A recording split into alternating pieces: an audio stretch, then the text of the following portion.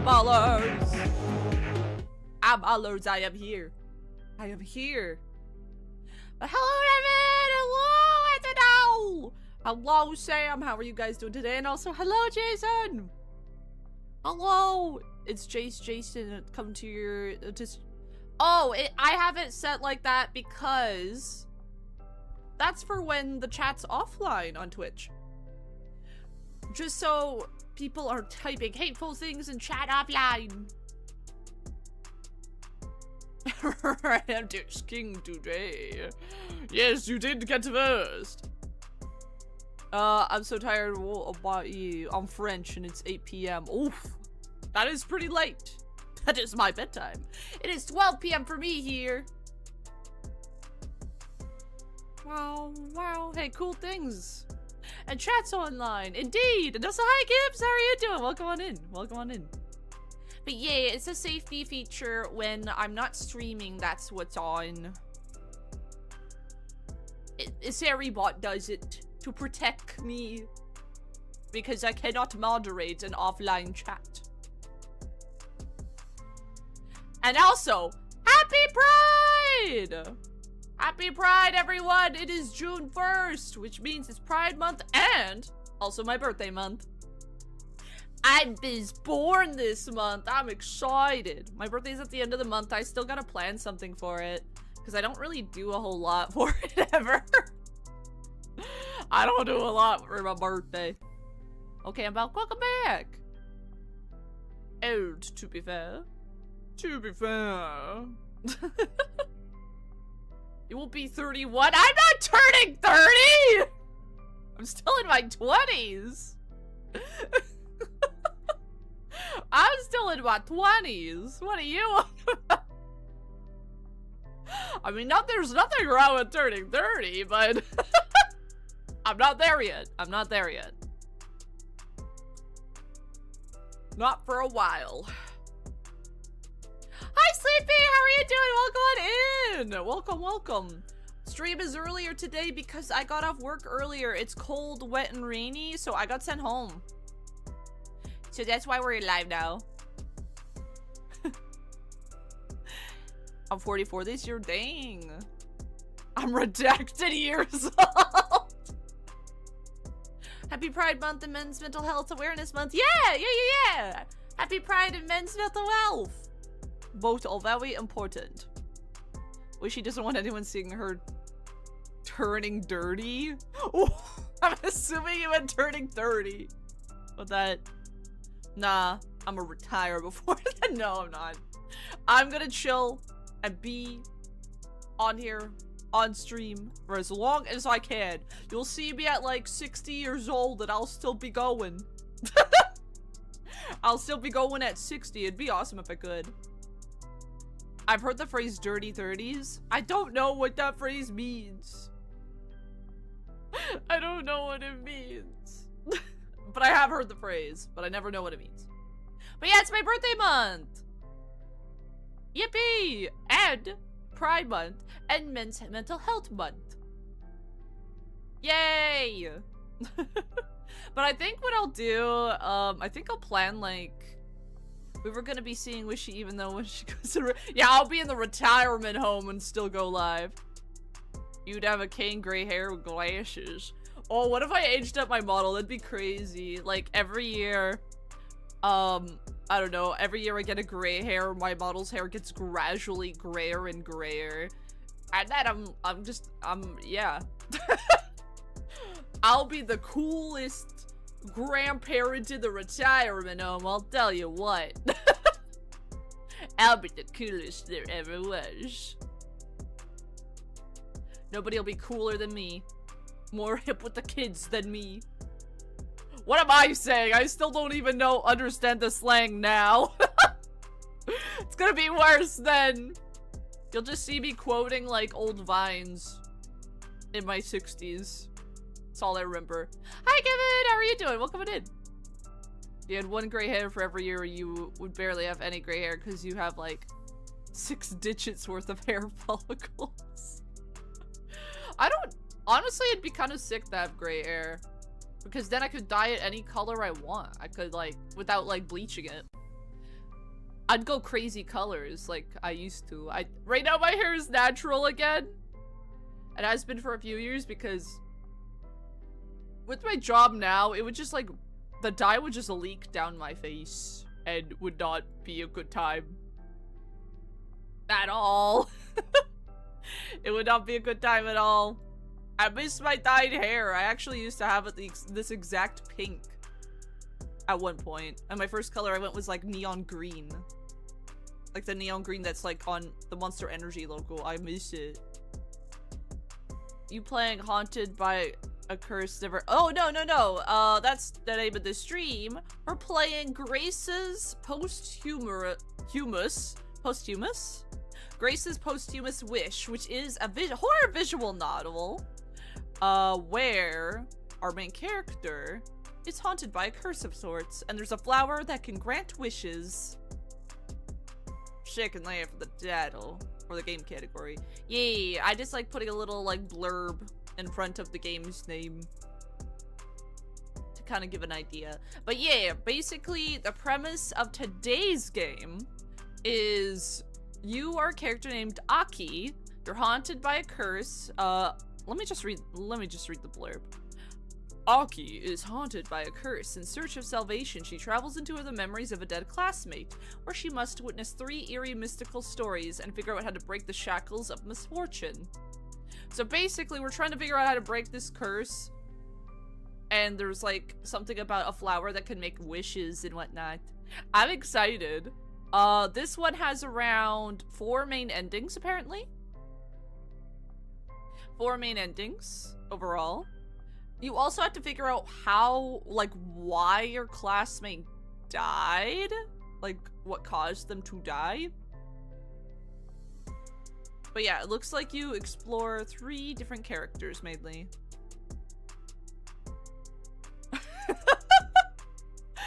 She has a curse, so she goes to her dead friend. Ah, yes, brilliant. That won't add to our curses. Indeed. Yeah, let me go scavenge around my friends, like, my dead friend's memories. So yeah, basically we're trying to piece together what the hell happened to our friend, and we're trying to stop this curse. Because we don't know how she died, apparently. And that is the plot of the visual novel we're playing today. The artwork looks absolutely delightful, mind you. I'm excited. I'm very excited. But yeah, I think our main character's name is Aki. And she looks adorable. She looks actually really adorable. I like it. Wow. But no, I'm really excited. I'm really excited. I really love visual novels, and I like that we do them every Monday. Because then it's something chill to ease to the week. And I get to show you guys cool stories. And all of that fun jazz. Because I made a whole category of visual novels. And we have quite a bit. Visual novel Nunday. Nunday. But yeah, we got some interesting ones. I also got a horror one called The Letter, where there's a mysterious letter that people receive that lures them to this house, I believe. That one looks very interesting. That one's very long, apparently. Is that our visual novel Monday? True. We also got the second Paranormal Site game. There's a bunch of free ones that I nabbed. I really do want to revisit Slay the Princess and get more routes. I eventually do want to revisit Tiny Bunny and get other routes, too. I miss Zato, guys. Zato was really good, but there's nothing else to explore with that. It's like a very straightforward story. There's no choices or anything. Oh yeah, and I have Zero Escape. We can do these Zero Escape games. I got 2 of them. I got both. I have 2 Zero Escape games. I don't know how many games there are in total. Oh, and I got Steins Gate. I got the Steins Gate visual novel, which I do really intend to play eventually. That one I think is very long though. I also like ones that aren't horror related. I do have like Clannad. But Clannad also is incredibly long. Steins Gate. Ah, yes, indeed.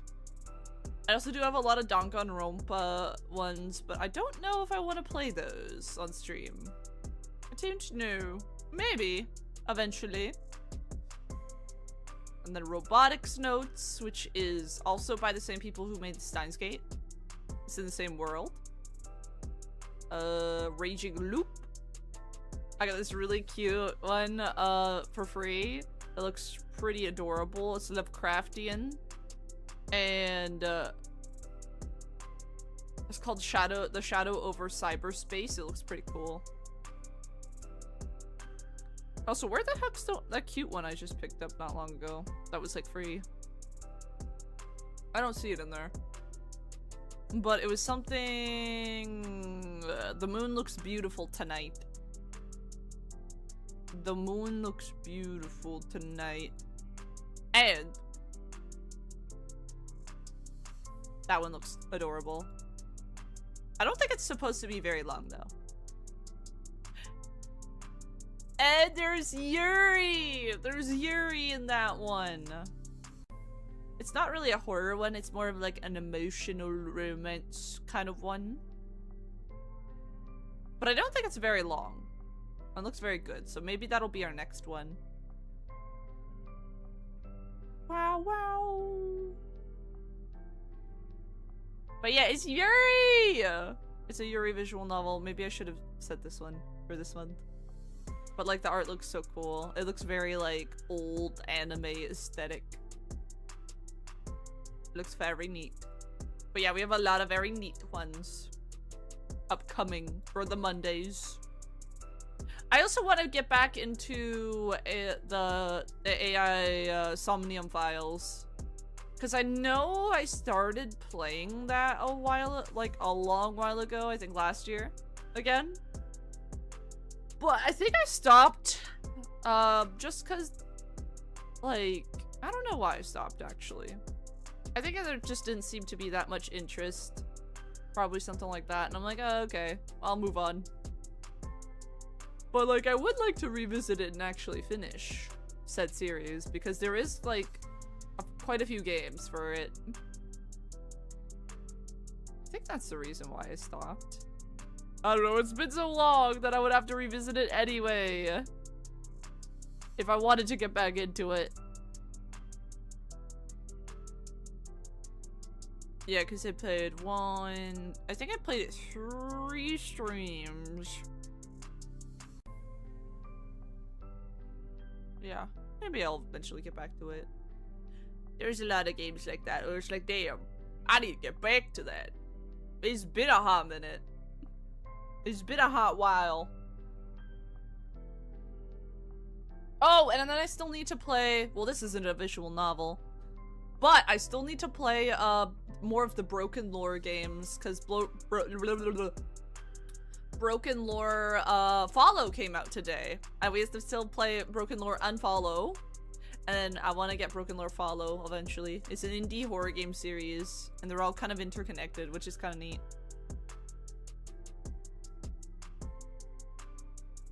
Oh, yeah, Eyeballers! Do you remember when you guys were talking to me about Mina the Hollower, which is made by the people who made Shovel Knight? Do you remember that? We were talking about Mina the Hollower a few days ago? Funnily enough, one of my friends just gifted it to me the other day. So we have Mina the Hollower now. So I'll have to put all that on the schedule eventually. Not this month, because this month's pretty booked up. Next month would be cool. Hi, Freya, how are you doing? Yee. So yeah, we have it now. We have Mina the Hollower. And also, hi, Angel, how are you doing? Welcome on in. We're yapping before we get to dapping in the new visual novel we're playing. But yeah, we have the mouse game, the mouse fight game. I think the character's a mouse. With all these games, I played these games before. But hello, Zero, how are you doing? Today, we're playing a new visual novel for Visual Novel Monday. We're just yapping about other games right now. Right now I was mentioning how Mina the Hollower, which is a new game that came out last week, that is made by the creators of Shovel Knight, was gifted to me. I'm doing pretty good, thanks for asking. Heck yeah. Heck yeah. But yeah, I got it. How y'all doing today? I'm cold.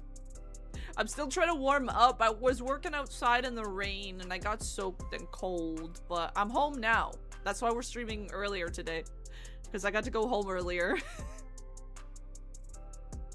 But yeah, I totally want to play Mina the Hollower because, like, the pixel art looks nice. And also I've heard good things. It came out 3 days ago. Yeah, it came out very recent. It came out very recent. Oh man. It came out very recently. But yeah, it already has like really good reviews. Wow, wow, wow, wow, wow, wow, wow, wow. But no, it'd be interesting to get into it. It looks like it could be quite challenging and fun. Mayhaps a next month thing. Mayhaps. We'll see. We'll see. We'll see what I have on the schedule. Because I do have a lot of games I do intend to get to. Or will it sit on my backlog for 87 years? Time to find out. I'm so bad for that. Oh yeah, this Friday we did decide that I'm going to be playing a Metro 2033. Because that's been on my backlog for a while now. I'm excited about that. Okay, the only visual novel I have is an assassin game where you try and survive through all the acts. Wow. Oh, what's it called? That sounds very interesting. I have quite a few visual novels. Most of them are horror ones. Obviously. Did you take a shower to warm your body up? Taking after you get a rain is important to prevent getting sick. No, I just wrapped myself in blankets. I'm already warming up now. And I turned on my heat for my house. I turned on the heat for my house. I'm trying to wake up and lock in. But yeah, like, I used to play a lot more visual novels pre-stream era Wishy. But I really like doing it for Mondays because I have a bunch and I really want to show you guys some cool stories, and a lot of visual novels have really cool stories. Very interesting stories. Like Penny Bunny was pretty good. Phantom of Inferno. I don't think I've heard of that one. Phantom of Inferno? Oh. I'm not seeing that. Oh, is it probably not on, yeah, it's probably not on Steam then. Huh. Wow. Rishi, do you know the Metroid series? I think I do. Metroid. I think I do. I don't think I've ever played any of them though. I don't think I ever played. I've heard of them though. Wow, wow, wow, wow, wow, wow, wow. I have so many series of games I need to get to. I also have all the Stalker games. The Stalker series. And the Doom series. And there's so much. There's so much. We're kind of good on games for like the next few years. I say few years, probably gonna be so many years till I get to all of them, because a lot of new games are coming out and ones that I'm actually interested in, like for indie titles.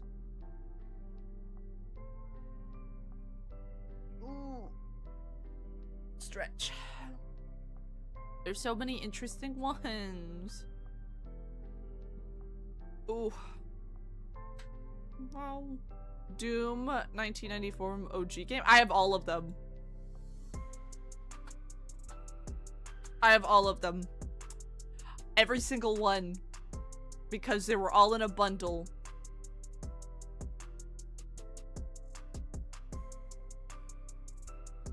You can run Doom on calculators? Yeah, no, I remember seeing that. Like, I have all the ones that are available on Steam as far as the Doom series. Yeah, I know you can run the first Doom on, like, calculators. Like, more people are, like, running it on their, like, T something something whatever calculators. Which is crazy. You're Doom and Gloom. Yeah, I know it's T something. TI-85, thank you. But yeah, I have the Doom games. Oh, actually, yeah, all of them are available on Steam. I have all of them except for, like, the newest one. You can run Doom on a P-stick? It's called Womb? What the fuck? What? By a P-stick, do you mean a pregnancy test? Is that what you mean? Yes. I love that you just said P-stick instead of pregnancy test. Oh yeah, the piss stick. You can run Doom on the piss stick. That is amazing. That is so good. Oh. There's TI 83, 84, and 85, but the 85 has the best colors. Ooh. Peekanant test. I just noticed your arm eyes. You just noticed my arm eyes, you say. I can't spell. No, it's fine. You could just say pomegranate. We know what you're talking about. The pomegranate stick. A pomegranate test. Pregnant. I love that so much. Peganart. Oh. That's amazing. Thank you for the good laugh. I needed that to wake up.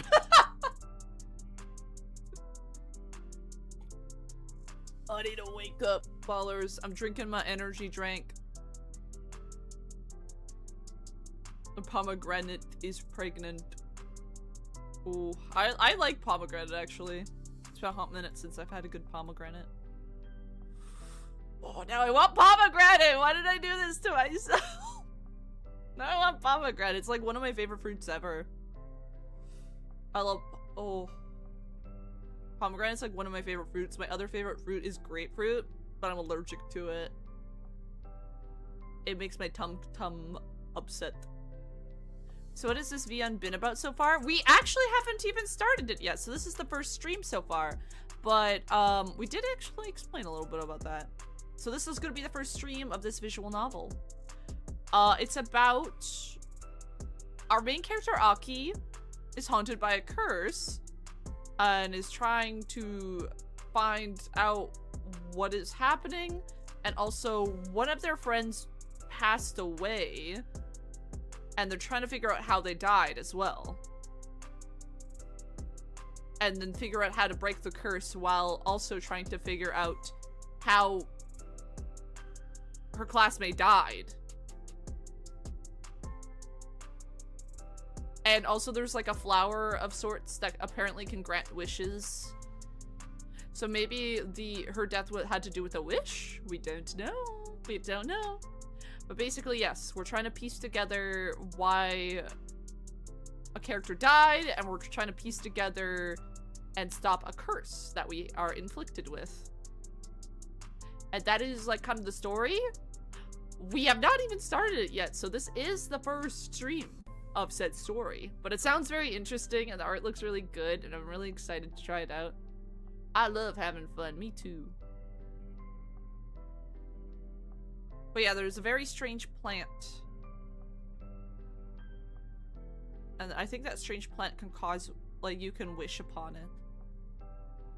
I think. I mean, it would make sense.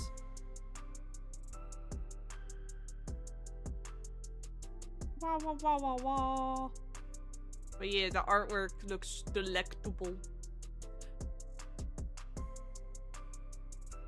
Also, I wonder if it's fully voiced, because there is like a voice dialogue thing to turn down in the game, but it's probably like just sounds like, huh? Huh? Ah? You know? When they do like the little like, huh? Whenever they're talking, but they're not actually talking. That's probably what it is. But anyways, I think it's time for us to actually read the story. So I'm gonna do a quick BRB and we're switching over. Ah!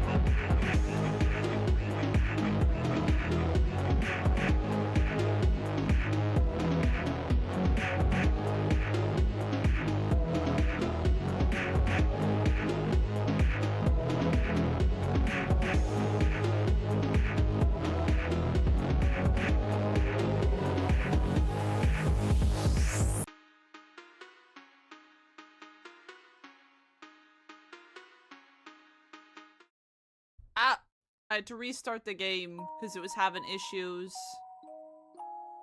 Give me a second. I have to reset some stuff. I love Wishipow. Nani?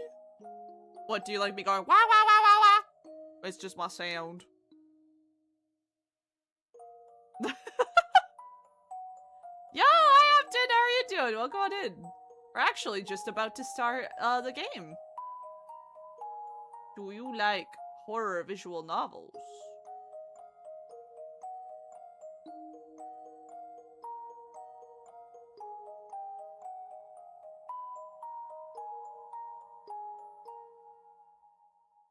Wow, wow, wow, wow.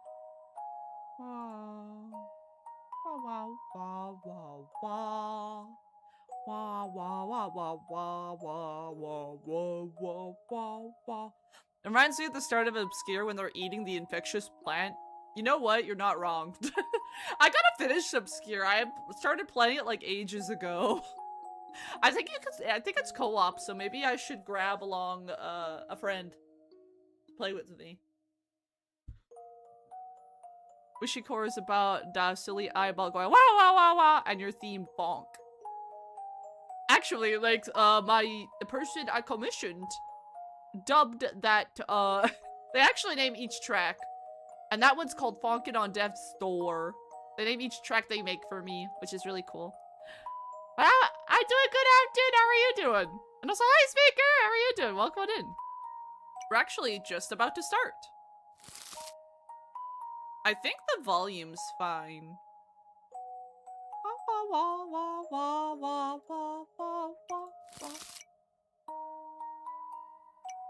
Mouse wheel action. No, no. But yeah, look at the art. Doesn't the menu art look so good for the game? It looks actually beautiful. Oh, jeez. I didn't see that. That's scary. Oh no, it's storming. I'm feeling the full immersion because it's storming outside for me as well.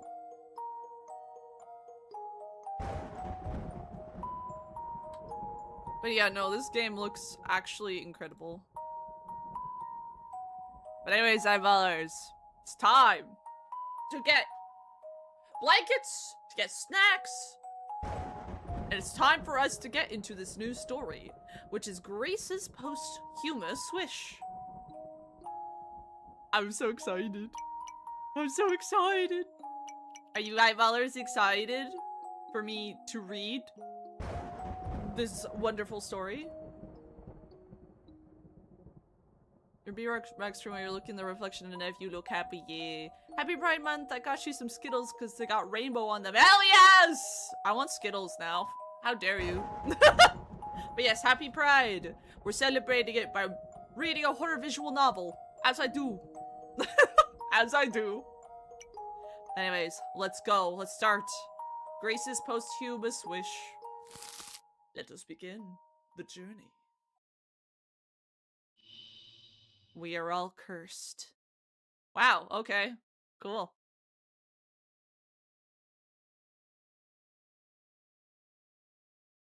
The curse devours us from the inside. Does no one see it?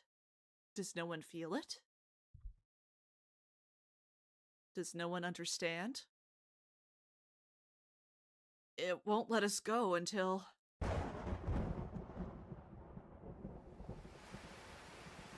The world throws off its sleepy haze and slashes at my eyes with a flash of lightning. My ears are filled with the heavy, measured clatter of droplets against the roof. There's a damp, somewhat earthy smell to the air, a mixture of the withered grass and soil. And a cloying scent fuses with it, this aroma. Lilies? Vanilla? Cursed. A quiet, lifeless half-whisper sends chills running down my spine. I flinch and turn around. Oh, hi! The girl stands under the awning of the railroad station, hiding from the rain and not looking at it. Her gaze is empty. Her fingers draw messy, sweeping patterns through the air. A gust of wind makes the hem of her white summer dress flutter up and slap against her equally white legs. I blink, dumbfounded. A summer dress? In this weather? Moreover, her feet are bare. Give me a second. There we go. Did something happen to her? Huh? Mitsuki? Yes, that's her name, Mitsuki. What are you, We are all cursed. She turns towards me, but her eyes remain blank, still slits staring into the void. Mitsuki, my classmate, my friend? I don't know. I don't know much about anything at all, but I'm certain of one thing. Mitsuki looks scary. Where did I go wrong? How can I undo all this evil? Another flash of lightning distorts her beautiful face beyond recognition. Everything around me! Nothing but misfortune! I'll try. I'll break the curse. And no chorus. And no chorus? An unfamiliar word. Could it be a frightening spell? Is Mitsuki trying to scare me? Yeah, probably. The atmosphere is favorable. A thunderstorm. Lightning flashing. Not a soul around. No one around. No, I better not think about it. Is Mitsuki waiting for a train? Or is she hiding from the sudden thunderstorm like me? There's no one else at the station.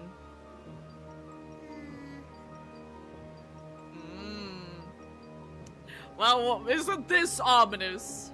Certainly left food. If we were offered free dinner, you'd probably chow down. Of course I would. Free food's free food.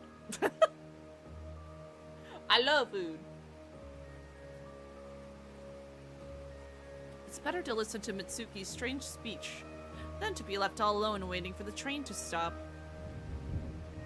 It's better to be with anyone than to be left by myself. The curse. Break it. It's dark. It's under the skin. It's devouring me. It's everywhere. Everywhere. Everywhere. Hurry.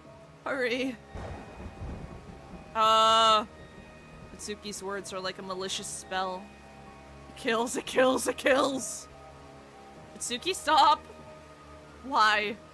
Why me? Oh!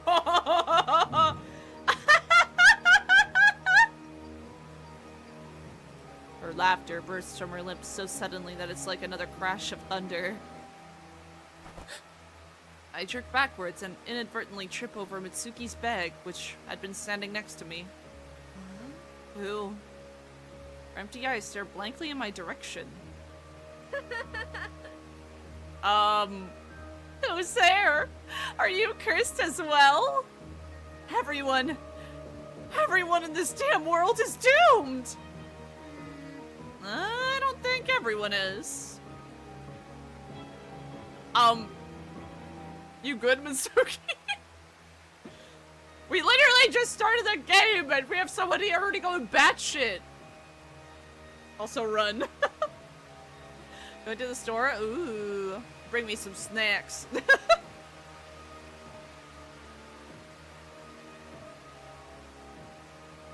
I want to reassure her somehow, so I step closer to her. I reach out to touch her deathly pale skin. Aww. As soon as my fingers slide over her white shoulder, Mitsuki's whole body shudders. She staggers back and lets out a heartbreaking scream. Oh. Oh. You good? Try to calm down Mitsuki again. Oh, I can only back off. I shouldn't have startled Mitsuki. I stepped back, cursing myself for my stupidity as I wanted to make it better for her. But as always, it went wrong. All of us will die! We're all gonna die! Sorry, I gotta go home. Yes, I'm skedaddling. I'm out of here! Oh. Oh, man. What a star! We walk in, sheltered from the rain. We see a lady going, "We're all gonna die!" And it's like, oh, okay.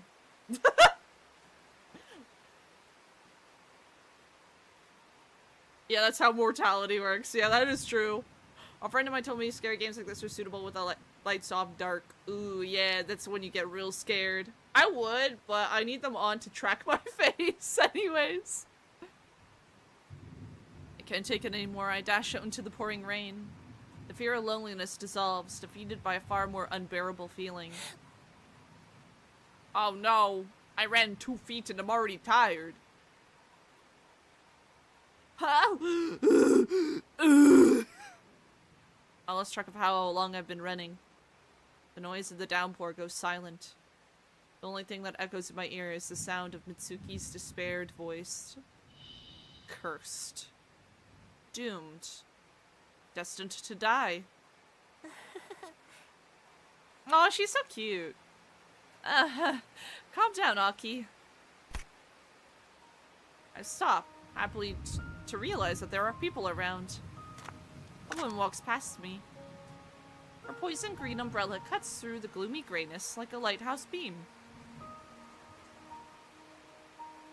What a blessing. I'm not alone anymore. And far from Itsuki, whose madness seemed to be contagious. Like a cold. If I keep standing in the rain like a dummy, I could end up getting sick for real. Good thing home isn't that far away. We head down the familiar road, noting a woman with a poison green umbrella passing by. I'm back! The light in the kitchen is on, which means Dad has already returned from work.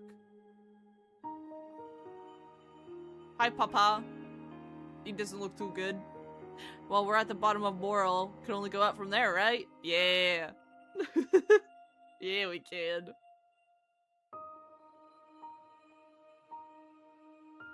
He doesn't move. He only continues to study his hands, which rest on the table before him. Oh, oh, so this is probably other playthroughs. Leave him alone. Alright, I won't disturb you. He's just sitting there, sad and gloomy. Once again, there's no point in talking to him. I'd better mind my own business, lest I cause trouble again. Here I am! What a day! The first thing I do is tirelessly slide over to the bed, where I forgot my braces this morning. My soaked clothing cling unpleasantly to my skin, but seeing my old friend is far more important to me than some damp duds. Hey, hey, hey! Oh! We made dolls of our friends! Or wait, are these like made-up characters of ours? 3 absolutely adorable dolls sit side by side like close sisters. The Graces never fail to please my sight. They bring me wonderful happiness and prevent me from giving into despair. One is so pretty she seems to glow. It looks brave and bright, pure from all darkness and evil.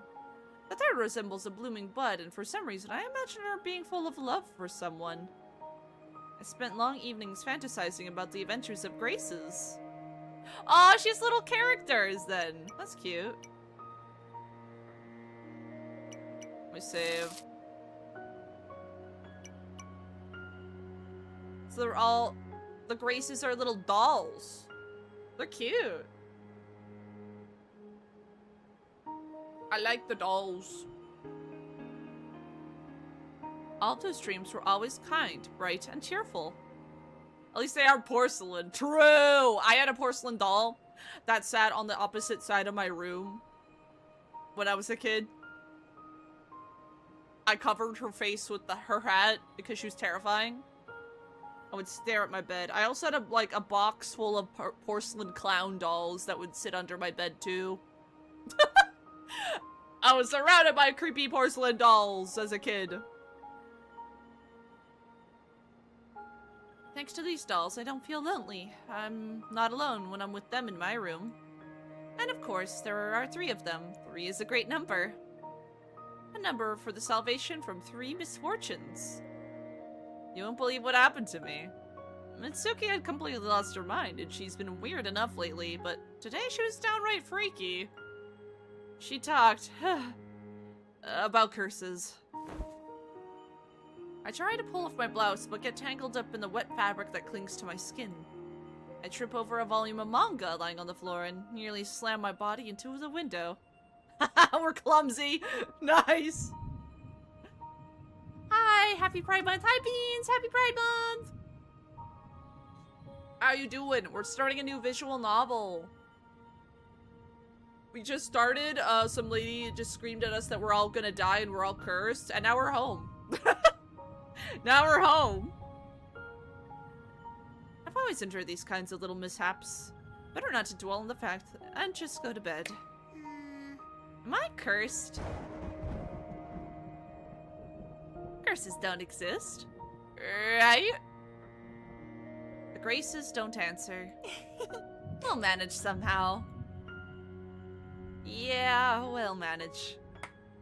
Clap, clap, clap! There you go. I clap my hands 3 times as to say goodbye to each of the dolls.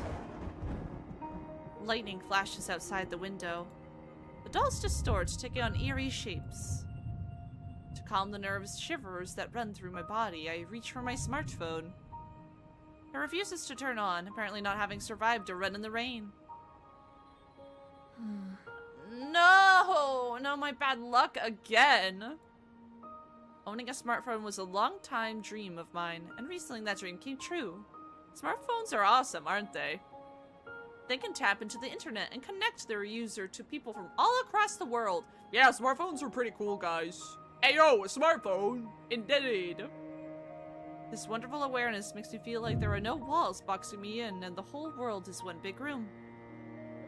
I'm in this very room with a lot of people, which means I'm not alone. Okay, so I take it our main character Aki has a fear of being alone. Has a fear of being alone.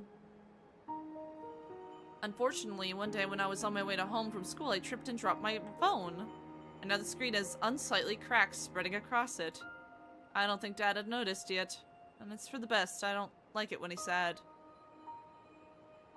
The world is one big room and someone just farted. No! Come on, phone, you can do it. Yay! The smartphone turns on after all. I don't know how Dad would have reacted if the new phone broke. My legs give out, so overcome with joy, and I flop down on my bed. The graces bounce a little. Yay! If only it was always like this. My eyes feel heavy and I yawn comfortably.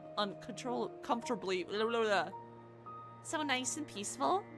Even the thrumming of the rain begins to fade, diminishing into a distant echo.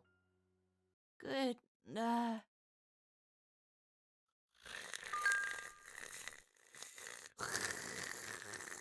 That's me snoring.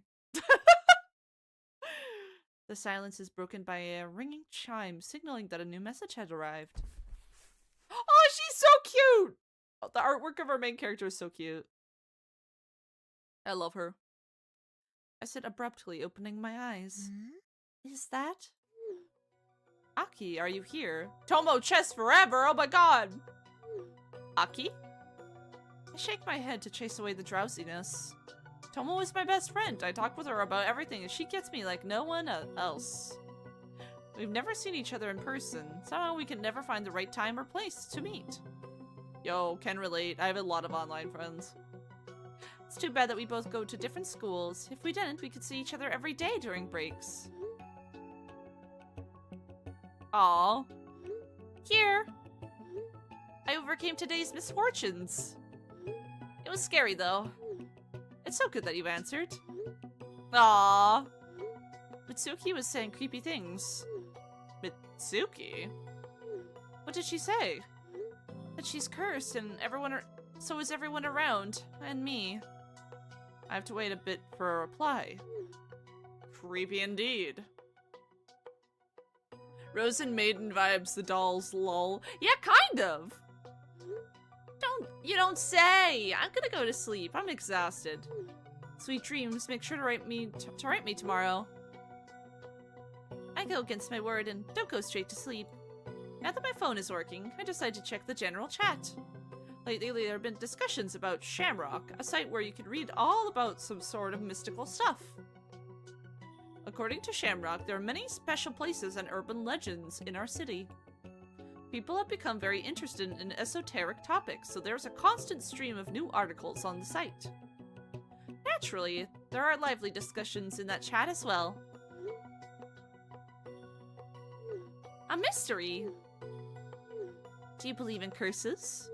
I believe in magic. What are you getting at? They say Mitsuki had been cursed. Huh? Mitsuki? Why are they bringing up her name again? Alright, I forgot that I'd invited a few friends from school to this chat. Mitsuki who? A classmate. She used to be normal, but now she's like been replaced with a doppelganger. And what do curses have to do with it? She's creepy. Seriously, you can tell there's something otherworldly involved. Stop rambling. I wouldn't jump to the conclusions. Evil is real. It affects people and destroys them. Curses exist, and you never know if or when one could fall on you or your loved ones. He's right. I've recently found out that a neighboring boy is missing. We're still looking for him. Was he taken by the curse as well? Go figure. Sometimes it just happens, and it can't be fixed. What a gloomy fella. Even if Mitsuki and I are cursed, it doesn't mean we should give up or lie down and die. Both Mitsuki and I will definitely be fine. Right, Graces? My lovely and graceful friends remain completely silent. Oh, that scared me for a moment. I put aside the phone and collapsed on bed. We are all cursed. It sounds scary, but Anything would feel eerie when accompanied with booms of crashing thunder. Someone can get by even when they bear a curse. I'm just a bit more unlucky than most. Hi, Graces! I don't like how you're looking right now. Lightning flashes bring the night's foul, rainy weather back to my awareness. For a moment, the shadows in the room thicken, turning into black holes leading to other worlds. The beady eyes of my dolls stare at me unexpectedly. They look friendly. They totally are! Hi, Tessel, how are you doing? Welcome on in. We're playing Grace's Posthumous Wish.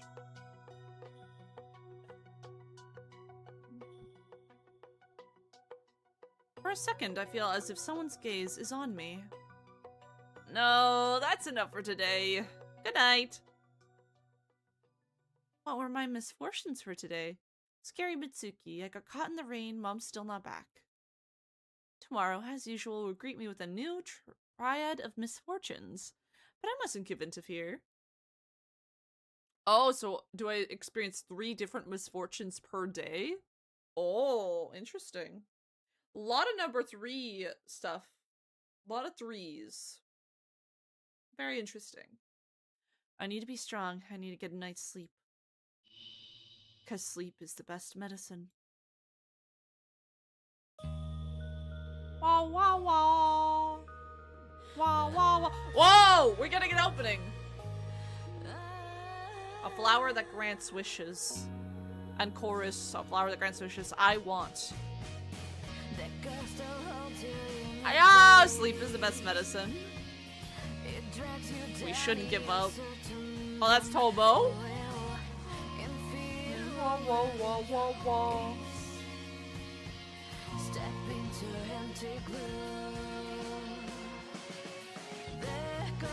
Oh, this is all the characters.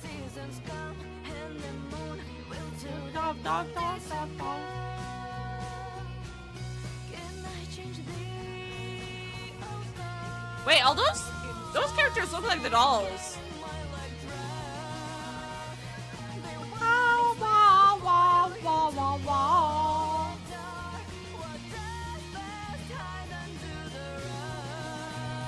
Oh, yeah.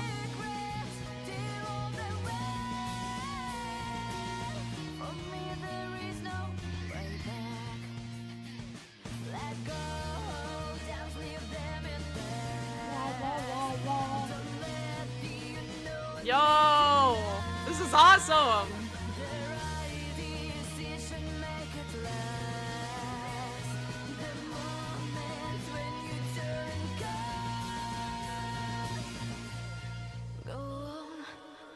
I'll make a wish.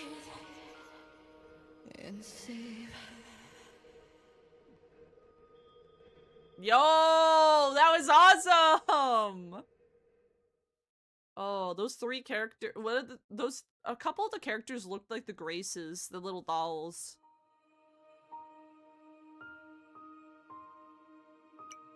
Save. Hell yes! No, this is awesome already. I loved that opening. It's really nice. Having a misfortune board doesn't sound very fun. No. So our character has like a lot of unluckiness. We might have a curse, potentially.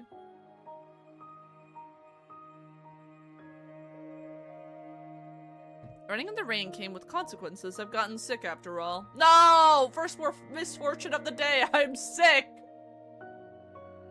Hi, Lion. How are you doing? Welcome on in. It's not normal for girls to make dolls to their friends, right?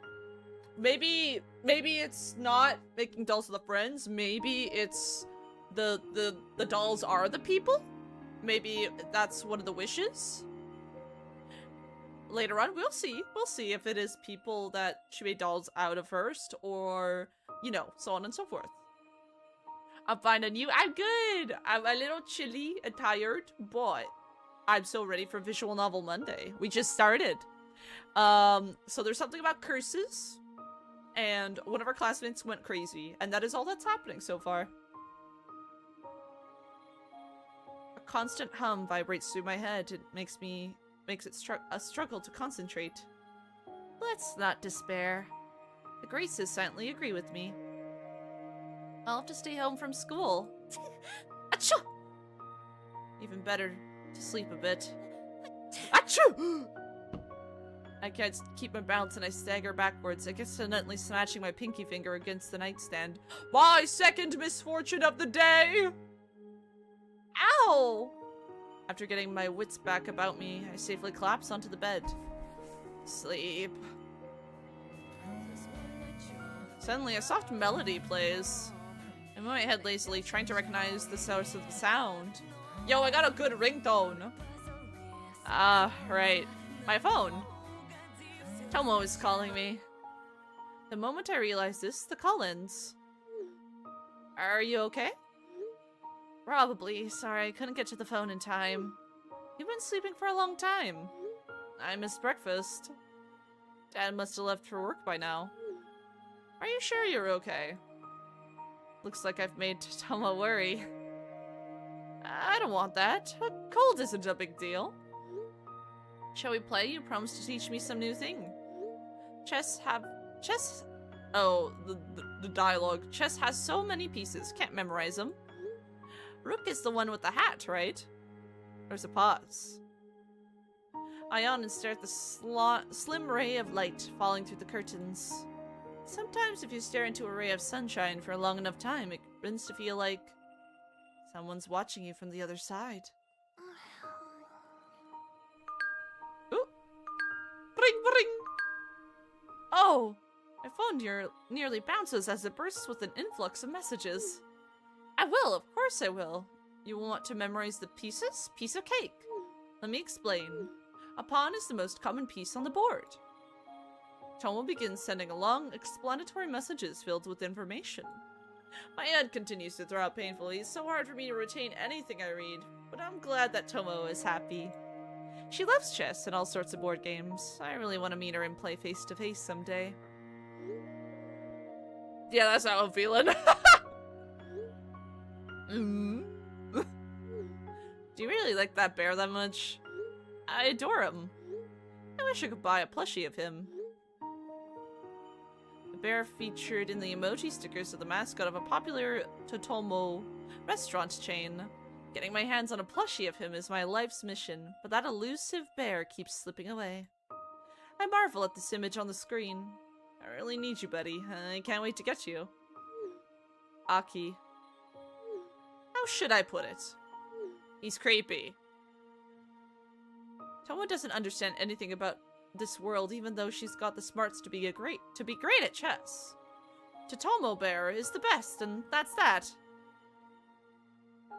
I spend the rest of the day lying in bed, occasionally texting Tomo. The drowsy feeling doesn't go away, it only intensifies thanks to the gloomy weather. I think I'd somehow manage to twist my leg a bit at some point. My ankle drags my awareness back to it time and time again with its nagging pain. But I'm soon struck with the brilliant idea to put something soft underneath it. Alas, I misjudged my strength and pull a decorative pillow out from a huge plushy cat, and it flies into the mirror on the wall. No, my third misfortune! I busted my mirror! God damn! I'm clumsy as shit. The sound of fracturing glass splits the room. Ow! A few shiny shards fall to the floor along with the pillow. Oh. No worries. Just a minor misfortune. I have to keep myself occupied. Do something safe. Juice! I'm gonna spill that juice everywhere. Exercise. Oh, I'm sick. Do my homework. No, I'm having juice. I'm having some juice. I make my way to the ground floor. There's such an impenetrable silence all around that it almost seems like the house is habitable. Juice? 40 straight, that's nuts, Lion. Even when Dad is home, the stifling atmosphere doesn't ease up in the slightest. He's quiet, and if he were undead, though he used to laugh loudly and joke around. Oh. Guilt makes my throat even more sore. I go into the kitchen and pour myself some water, no longer wanting juice. No! I want juice! It's tasty as well. Water goes down the wrong throat. No! I seize with a cough and the glass slips from my hand, but I managed to catch it on the fly. Whew. Oh. That's too late. Water is already spilt everywhere and the glass is now wet all over. Way too wet. It sneakily escapes my fingers. No! No! I can't catch a break, man! Oh. I spend some time cleaning up the mess. Night arrives and darkness spreads, overtaking my room. To keep myself occupied for the night, I decide to open up the chat room. The boom of fascination in the paranormal hasn't waned a bit. Someone had thrown in a link leading to another chat room earlier. Allegedly, someone in it could predict the future with stunning accuracy using only a single photo. I watch as everyone splits into two camps. One believes the predictions to be true, the other thinks it's all some silly nonsense. Feeling bored, I decide to give it a try myself. I take a photo of the Graces for fun. I'm of a mind to send a picture of one of them, but which one? Oh. I don't know. What Grace should we send a picture of? Why not all three? Why not all three? Wah, wah, wah, wah. We'll do the one on the right, I guess, which is the closest one to us, I think. I sent the photo into the chat room. Oh. Okay, we're good. I saw something on the side that looked like we disconnected from chat. It was like chat loading. But I think we're good. I think we're good eyeballers, right? Yeah, it looks like we're good. I send the photo of the chat room. It doesn't take long for their reading to appear on my screen. Apple's undead, threats to life. The prediction is bizarre and meaningless. It was silly to expect anything better than that, given that was a picture of a doll. Then, I think I have a photo of Mitsuki saved in my gallery. One that I'd accidentally taken while I was fiddling with my phone in our school's hallway. What if... Though there's a nagging feeling of guilt in my chest, I go ahead and upload the image anyway. The file takes an oddly long time to upload. 3 times longer than when I uploaded a photo of my precious Grace. Is something wrong? The chat room freezes. A burst of snowy static overtakes the screen. What's going on?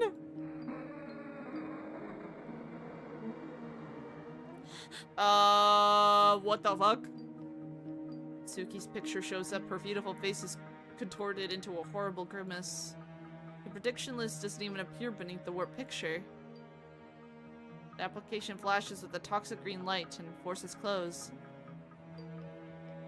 What was that weird glitch? I attempt to return to the chat several times, but the button on my phone might as well be dead. Oh. I guess it's another misfortune. Misfortunes today. A broken mirror, Dad argued with someone on the phone, Mom's still not back. We're not even gonna count the broken cup, because I want juice. When I wake up, I feel even worse than I did yesterday. I can't even find the strength to get up and make breakfast. I'll just have to trust that Dad will find something to eat. You're not going to school? I'm not feeling well. Get some rest. Alright, you should solve a crossword puzzle. It's quite relaxing. I should have enough energy in me to give a crossword puzzle a shot. Or maybe a game of online chess with Tomo. I'm finally starting to play at a level where I know the pieces and understand the goal of the game. Or maybe a riddle. I float on water, but I am water. What am I? Water? I'm not sure if Tomo is older than me, but something I find myself picturing her as a good-natured grandfather who's trying his best to befriend his granddaughter. She probably grows bonsai trees as well. I also broke a mirror with a pillow. With a pillow? Yeah, it was really unexpected, but I'm pretty unlucky, so it's not much of a surprise. I want to see. I'm excited to see that Tomo has started using stickers of the Totomo bear as well. One more person has fallen into his undeniable charm. Yay! Oh my, I fell down the stairs! And I drank sour milk and mom's still not back. Ooh. Misfortunes today. Fell down the stairs, drank sour milk, mom's not back. That is kind of depressing. We have like a misfortune board. Ow. The new morning greets me with an all too familiar headache. I just want to do nothing but lie under this blanket indefinitely. But a strong person wouldn't do that. I'm worried. Are you sure you're okay? Ooh, want a riddle? Yeah. You're happy to see it, but you can't look at it. What is it? I have no idea. I've gotten worse. A bird crashed into the window and scared me. Mom's still not Burke. Bye. Uh-oh. Maybe we are cursed. The poster in my room. There's something wrong with the poster in my room. Have any of your classmates come by to visit you? I forbade them from visiting. I forbid you too. I can't let you catch this curse. The curse? What do you mean? Misfortunes today. Got a paper cut. Dad spent the night somewhere else. Mom's not back. No!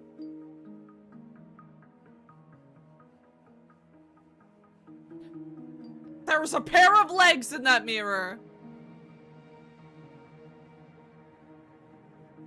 Oh. Is someone watching me? Maybe a bird? Maybe it's just my imagination playing tricks on me. Ooh, I bumped my fingernail against the closet. It hurts. My dad was breaking dishes in the kitchen. Mom's not back.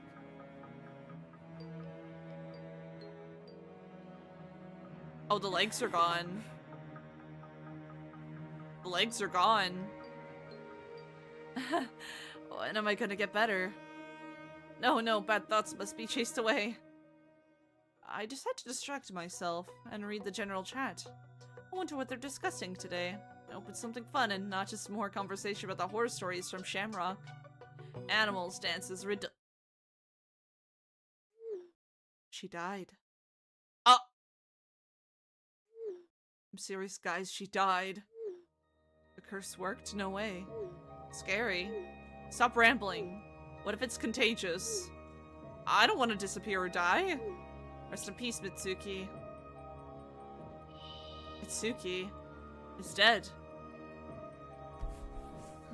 Oh. I drop my hands to my lap. My fingers stiffen and tremble slightly. It's as if there's an electric current pulsing through them, zapping them with sharp, painful tingles. Dead. How could this happen? I saw her at the station only recently. I can't wrap my mind around the fact that someone I'd talked to just a few days ago is no longer in this world. I didn't know Mitsuki all that well, but I still feel completely devastated. Devastated and heartbroken. She died. She died. Why? Was she ill? It was a very cold and rainy night. Or... It's dark under the skin. It kills, it kills, it kills. Is the curse truly real? Mitsuki foreshadowed her death and not even a week had passed before she was gone. Is this possible? Breathe. Calm down. I'll try to take a breath, but I choke on thin air and spiral into a coughing fit. Don't worry. Don't worry. The melody I'd set to Tomo's number began to ring. It sounds different, creepy, abnormal, desperate with madness. I dropped the call immediately. Oh no. Could it be? The work of the curse? That I'm gonna die too? When? When I give up like Mitsuki did? When I lose my mind like her? When this weird sickness completely breaks me down? Oh! The light bulb overhead blinks and goes off, plunging the room into clammy darkness. I doubt Dad is gonna buy a new one anytime soon. I'll just have to live in darkness for a while. How did she die? Anyone knows the details? She probably died a horrible death. Stop it, have some decency. They say her death was connected to some girl. What girl? I don't know her name, but they say it was all her fault. Since the cause of her death is being kept secret, something out of the ordinary happened, right? Makes sense. Do you think I'm cursed? I don't think it's really a curse. Mitsuki died, she was cursed and said that I'm the same. I get so nervous that I type almost blindly. Tomo doesn't reply for some time. I get even more nervous. If Tomo ever left me, I wouldn't be able to live with such horrible misfortune. Do you want to break the curse? My saliva becomes as bitter as my thoughts of the future. I don't know. What are you gonna do? I don't know, I need to get some rest. Would you like me to meet up? Would you like to meet up? Oh, I'd be happy to. But later, I don't want to infect you. Get well soon. I got offline. I don't want to think of anything. I don't want to read the chat. They're going to debate all night whether Mitsuki was ruined by a curse of that mysterious girl. I'll have to wait for the topic to die down. I collapse onto the bed, keeping my gaze bolted to my calm, unwavering graces. Careful and precious, as always, young maidens bringing light. You're the only ones I have. What should I do? I don't want to fall victim to the curse. What if it's already gaining strength? What if my cold isn't a cold at all? My vision blurs. The scent of damp earth fills my nose. The room grows so cold I hurriedly wrap myself in a blanket. I don't feel well. Sleep is the best medicine. Oh, Mizuki died in darkness. Oh! Well, what's this? Scary, cold, lonely. I'm alone, all alone. Mom, where are you? Mom? What did you do? Where did you disappear to? What evil dragged you away? Why aren't you coming back? Don't leave me alone. Please. Don't. Anybody. Anything but being alone. Alone. Alone. Alone!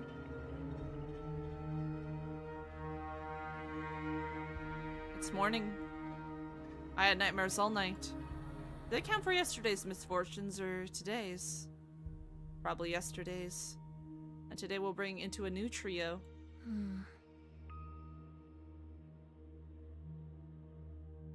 The room is blurry. It isn't until I take a deep breath that I calm down and manage to focus my vision. I reach for the Graces, but only get a handful of air. Wait, the Graces! They're gone! No! Where are they? They vanished! Don't leave me! My chest suddenly becomes empty as a vacuum. I flounder on my bed, not realizing where I am. Colors mixed up, objects blurred, evil lurks in the shadows. Where are you? Where am I? It's bad, scary, painful, unbearable, lonely! A spike of terror makes me dizzy. My head burns with the fire of pain. With a muffled, desperate cry, I fall off the bed and onto the floor.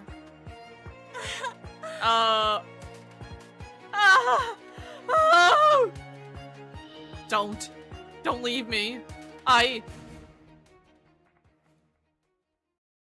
The Graces are lying on the floor near the nightstand.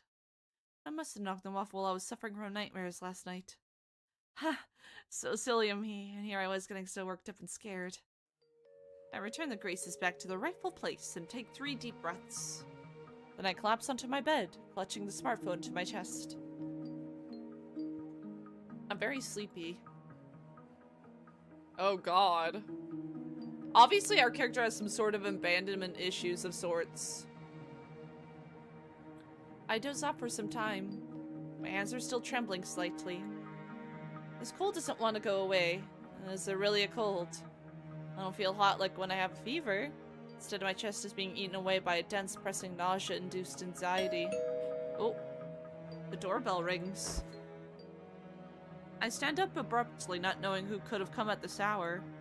Have my classmates brought printouts from class, or has the teacher come and see if I'm okay? Now, it's too early if anyone from school would visit me. It'd be later in the afternoon. Who's there? Not sure what to expect. I walked down to the ground floor and got to the front door and opened it ajar. Please take this package. Sorry, but I don't have a stamp. I will be back in the evening. No worries. Do you think Totomo products should be received immediately? These conversations sound strange, but my doubts dissolve as soon as I realize what I've just heard. Totomo? Can it be him? I take the box, my hand trembling slightly with anticipation. Thank you. As I turn toward my house, I can feel the courier's gaze on my back. I set the box down on the nightstand, barely stopping myself from tearing the cardboard. Did Dad decide to make amends and order a gift for me? How wonderful. Would it be bad to me unpack the bear right now? Maybe Dad was planning a surprise and the courier got the delivery time wrong? If that's the case, I shouldn't open the box. But I can't bear it. It feels like I've been waiting forever to have this most amazing bear above all bears. To avoid dropping the box in the way, I leave it on the nightstand and go to get a box cutter. And when I return, I can sense a faint, sweet-smelling scent starting to waft down the hallway. Is it just me, or does the box also look different now? Oh wait, yeah, there's like dirt on it! A creeping feeling in my chest makes me take it slow as I carefully bring the blade of the knife to the duct tape.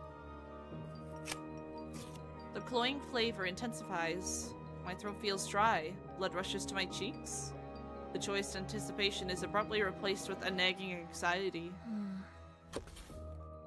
I carefully lift one of the cardboard flaps. The interior of the box is pitch black, as if the entire package is filled to the brim with thick ink.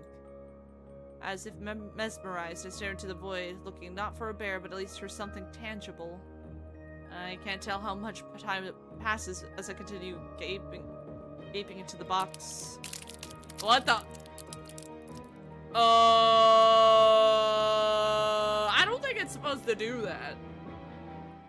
The darkness gives way slightly under my probing gaze, taking on the shape of a semicircle.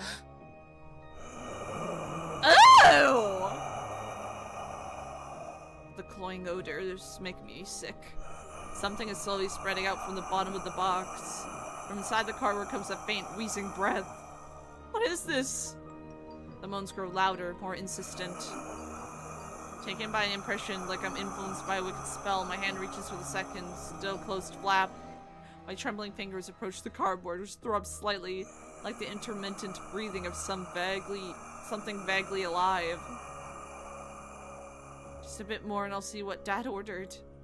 It's definitely not the Totomo Bear's plushie, but then what could it be? Why is it breathing, moaning, emitting this horrible stench? I barely perceive my fingers touching the cardboard flap. It's neither hot nor cold, but barely warm, unpleasant, and a little sticky. I just need to pull it. One simple movement. Right now. Excuse me. Oh! How did he get here? Did I forget to lock the door? What a horrible mistake. I twitch, feeling both fear and relief that I didn't wind up seeing the true contents of the package. I'm sorry, I think I've delivered this to the wrong address. I see. If I may. He picks up the box, not concerned at all that his finger's now dirty with the black liquid dripping from it. At the threshold, the courier bows slightly to express his apology. Then, as if nothing strange has happened, he passes through the gate and walks down the road. I stare silently at the empty, dusky street for a while. Then I close the door, double-checking to make sure it's properly locked. What the fuck? That bodes well. That bodes really well, eyeballers. My stiff legs carry me up the stairs. When I arrive at my bed, the last inkling of strengths in them vanish. I collapse onto the blanket and lie there for a couple of minutes. It's only then that my body begins to quiver with terror. I tug at the blanket from under me and wrap myself in it like a cocoon. An image of the creepy box looms before my closed eyes. Looks like Dad didn't buy me a bear after all, so it definitely wasn't a bear inside. But then what? Does it matter? What was all of that? More misfortune, but this one was worse than anything I've ever experienced. Does the curse work that way? It horrifies me to imagine receiving packages like that every day. It's scary. I want to drift off as soon as possible. Sleep is the best medicine. Right now I need it more than anything. Oh no. Well, we're having a wondrous time, it seems, with everything. Oh. Oh man. Any and all attempts to sleep turned into anxious, nervous tossing and turning. I freeze, hiding with my head under the blanket and trying not to move. I think there's something outside the... Ew!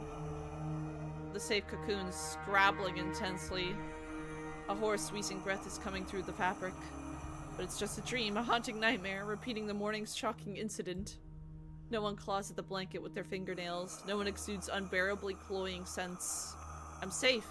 Dad should be back from work soon. He's always so strangely silent, giving off an aura of his harbored resentment. But it's still better to be around him than to be alone by myself. I think I hear the click of the door opening downstairs. Having calmed down a little, I open my eyes. Oh! Well, those look very normal. Empty eye sockets are staring at me, so utterly black, as if they've never seen the daylight. The one silky arrow of the dolls had fallen out, their dresses are torn. Their hands and feet are soiled with something that looks like mud. The dolls resemble creepy doppelgangers of my beautiful graces. Doppelgangers that have been buried somewhere far, far away and are eager to rise and take someone's place. Leave. I don't understand what's happening. Is the nightmare not over? Why, Graces? Anyone but them, anyone but my best friends. Curse, don't you dare touch them. With a titanic effort, I force myself to blink. The eerie vision is gone. I immediately throw off my blanket and look around.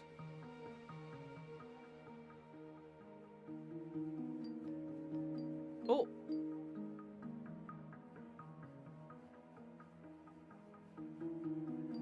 Give me a second.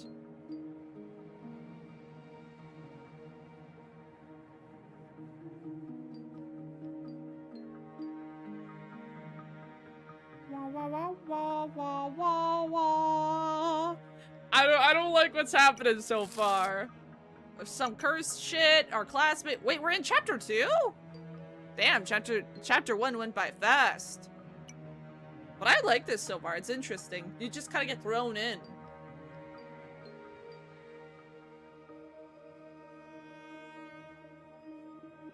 You kind of get just thrown in, and you're expected to deal with it. Which is very interesting. Wah wah wah wah. Wah wah wah wah wah wah. Wah wah wah wah. Sorry, I had to text my significant other back. I'm up at getting food. I immediately throw off my blanket to look around. The Graces, my usual most adorable Graces, are sitting there in their place on the bed. What a nightmare. I don't even want to think about what might happen next. Whom will the curse twist next time? Dad? Tobo? Don't. My headache has gotten much worse. The migraine that racks my head is joined by a nagging sense of anxiety and fear for the future nightmarish visions. Did Mitsuki feel the same way? Like something from the outside was chewing its way through her skin, trying to get to her heart. Is there no way to end all of this? I feel like a stuffed and overflowing piggy bank. Time after time, day after day, I absorb so many various misfortunes. 3 misfortunes. 33 misfortunes. 333. 3,333. 3 million. 3 billion. 3 eternities of misfortunes. Tired. I still believe she's been overtaken by evil forces. Mitsuki again. Oh.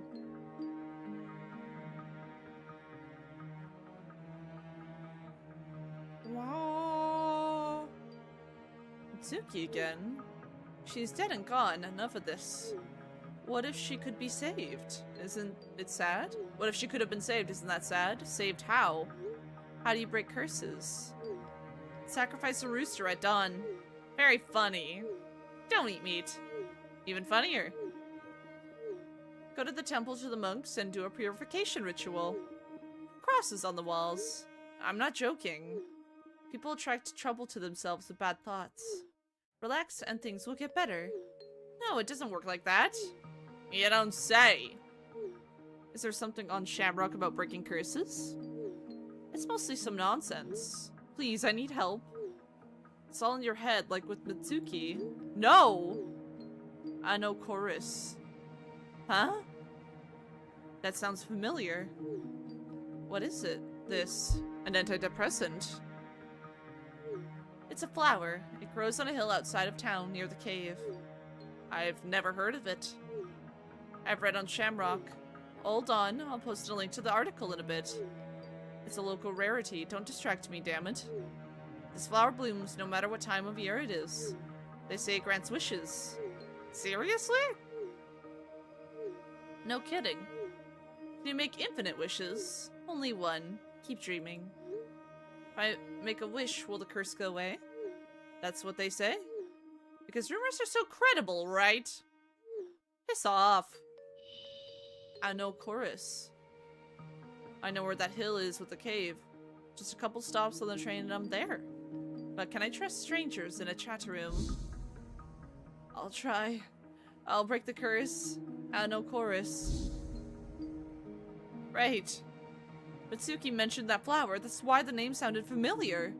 Mitsuki wanted to fight the curse. Does this mean she believed that Ano Chorus granted wishes? Did she ask the flower to lift the curse? But if it didn't work, she died. So difficult. Oh god, the poster in the background looks messed. Wait a minute. Someone in the chat room said that Mitsuki's death was some girl's fault. Was that girl the reason the evil spell couldn't be broken? Ah, Mitsuki, what the hell happened to you? Who's to blame for your death? Did you know how to lift the curse? Mitsuki, I want to talk to you so badly. Why didn't I think of asking you for details? Maybe together we could have managed and you would have lived. It's just like my grandmother used to say. Is there any way to contact the dead? Speaking of grandmothers, I tried Kokuri-san once. It didn't work. Who would have thought? Kokuri-san is BS. Are there any other ways? It's not easy to contact the dead. You need special circumstances. Come again? Magic! Not quite. Special places hold special power. For example, some places may allow you to travel to other worlds. Dude, go sleep it off. These places always exist, even if they weren't here before. I kinda don't get it. It's the only place where you have a chance. I don't understand a thing.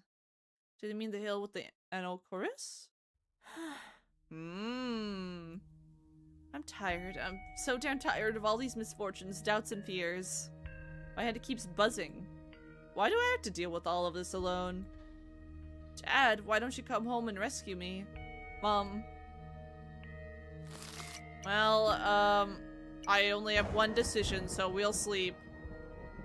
Maybe I should sleep some more, rest, gather my strength, and act. Maybe I should do nothing at all. It's pointless to put my hopes in some flower. It's pointless to think about Mitsuki, because she's already dead. It's pointless to go anywhere. I want to sleep. I'll screw it up anyway. It's always like this for me, with all these misfortunes. Perhaps death isn't such a bad thing. It is no more pointless than a life full of constant bad luck. Pessimistic thoughts completely fill my tired, foggy head. I better go to bed, lest I drown in boredom. Tomorrow it's gonna be better. I'll handle tomorrow's misfortunes better than today's. Meet them with an unusual smile. Mom used to say that she loved my smile, that strong people are never sad. Mom, please return home tomorrow. Don't leave me. Tomorrow, Oh, what's going on, Tomo? I'll find you. Don't give up. I want to reply, but Tomo's already offline. Don't give up. Okay then. Vaguely hoping to learn a few more details about Ano Chorus, I switched to the general chat. Oh! No! What is this? Is my phone now cursed as well? Is this a new misfortune? No, don't. What should I do? How do I contact Tomo now? Tomo. I feel like I've been splashed with ice water. What if the curse is contagious? I got sick after I ran into Mitsuki. What if some of the evil charms got to me? Would I in turn infect someone else? Can the curse be transmitted over the internet, or is face-to-face meeting necessary? How do I know if Tomo is safe? There's no way to know. Either I hope for the best, or I try to lift the curse. The longer I think about it, the more I worry about Tomo. Well, if that's the case, it's worth overcoming my apathy. Go to the cave, see that hill with magic flower. It's all scary, of course, but for Tomo, I have to do my best. Damn. Shit's getting crazy. Oh, we're in chapter 3 already. Damn, these chapters are flying by. But anyways, I'm gonna do a quick BRB, and we'll be right back to learn more.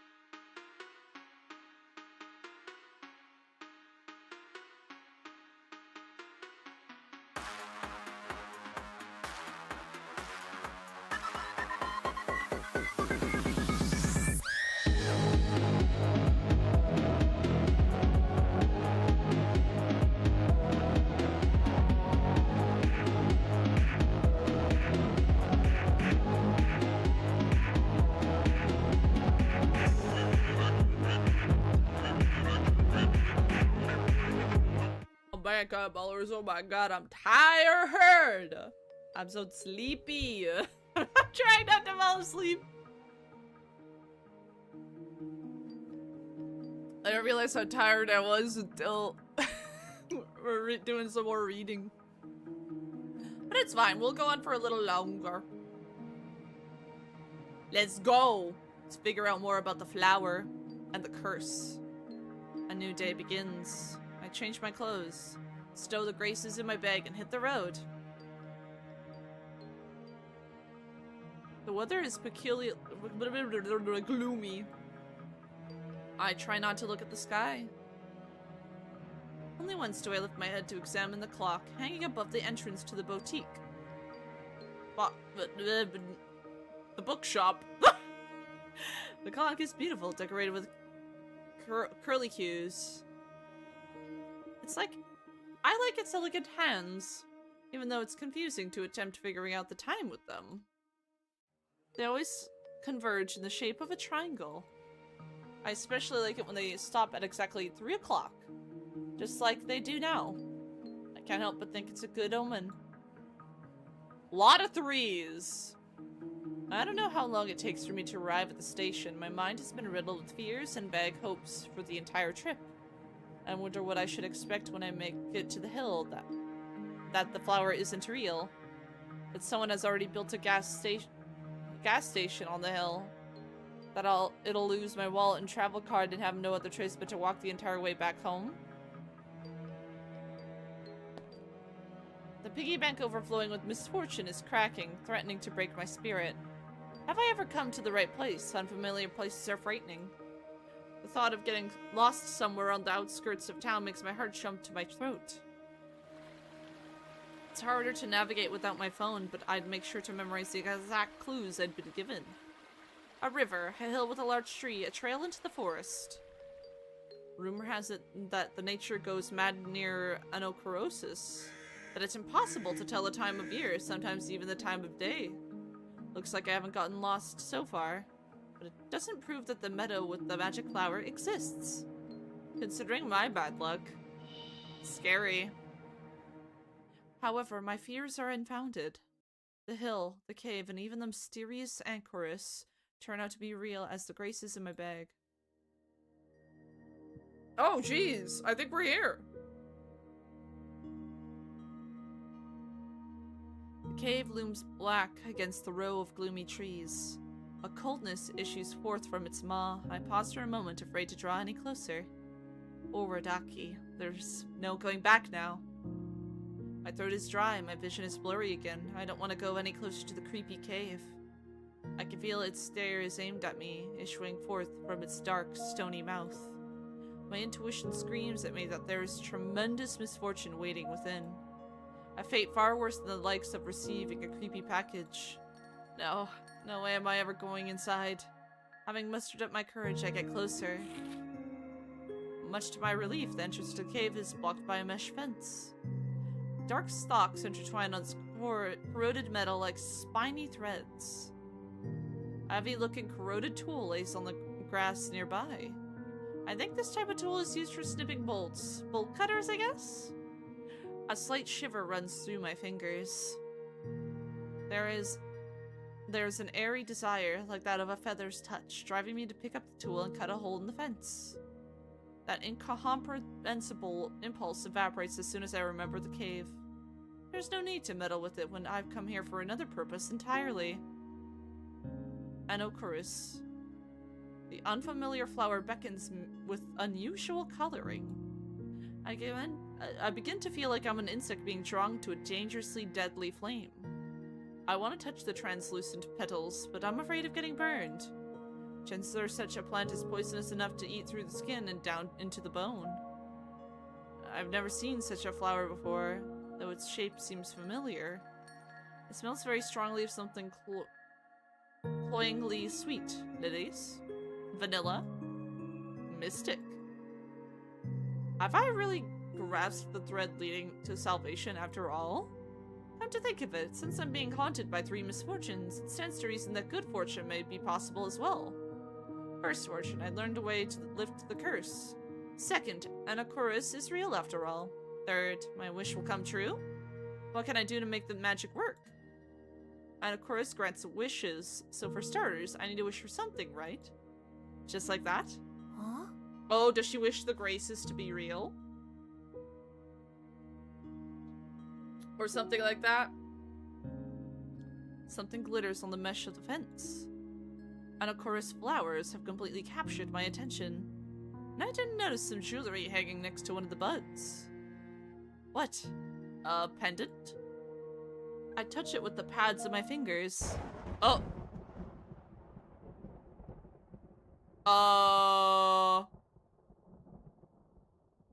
Huh?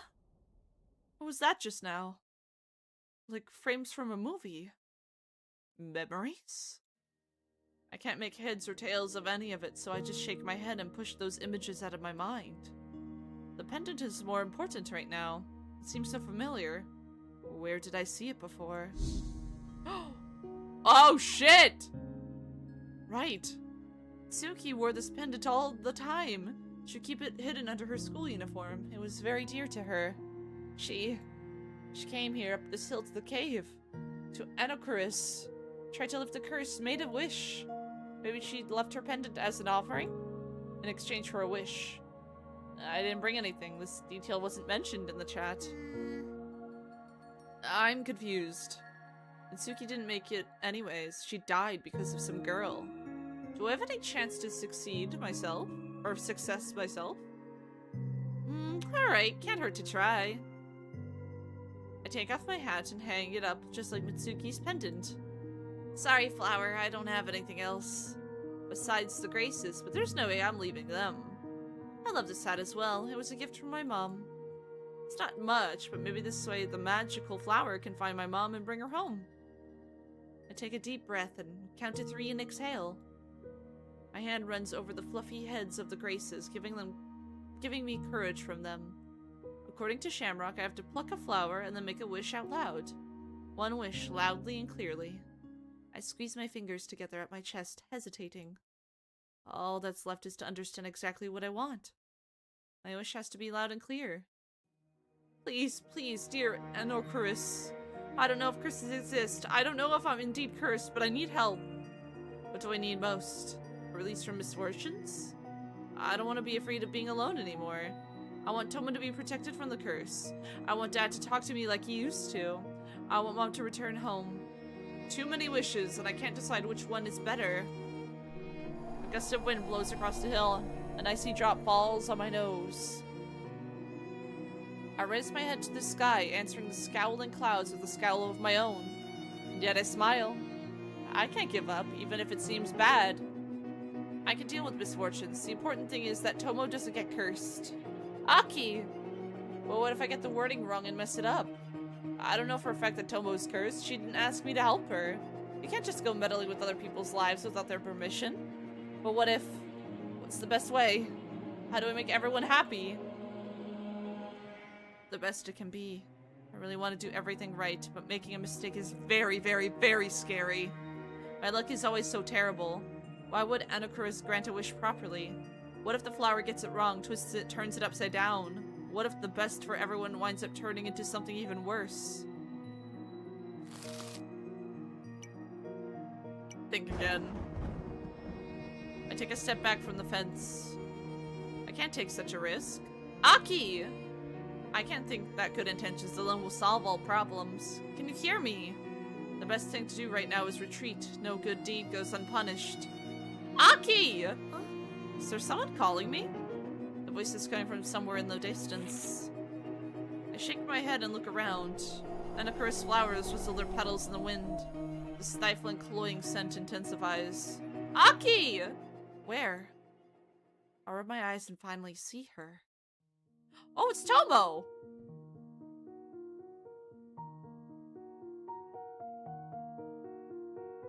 She stands before me, flushed and desperate. Her long hair flutters like ribbons. Her skinny body seems even thinner because of the loose harori worn over her school uniform. Aki, can you hear me? Her voice is breaking after endless attempts to get to me. I hear you, sorry. The The girl flinches as if she's taken a hit. Her bottomless blackened eyes widen, tears glistening upon them. I'm so glad. I was afraid you wouldn't hear me. I can be very absent-minded sometimes. Sorry, and you are? Before the girl answers, I guess it myself. Tomo.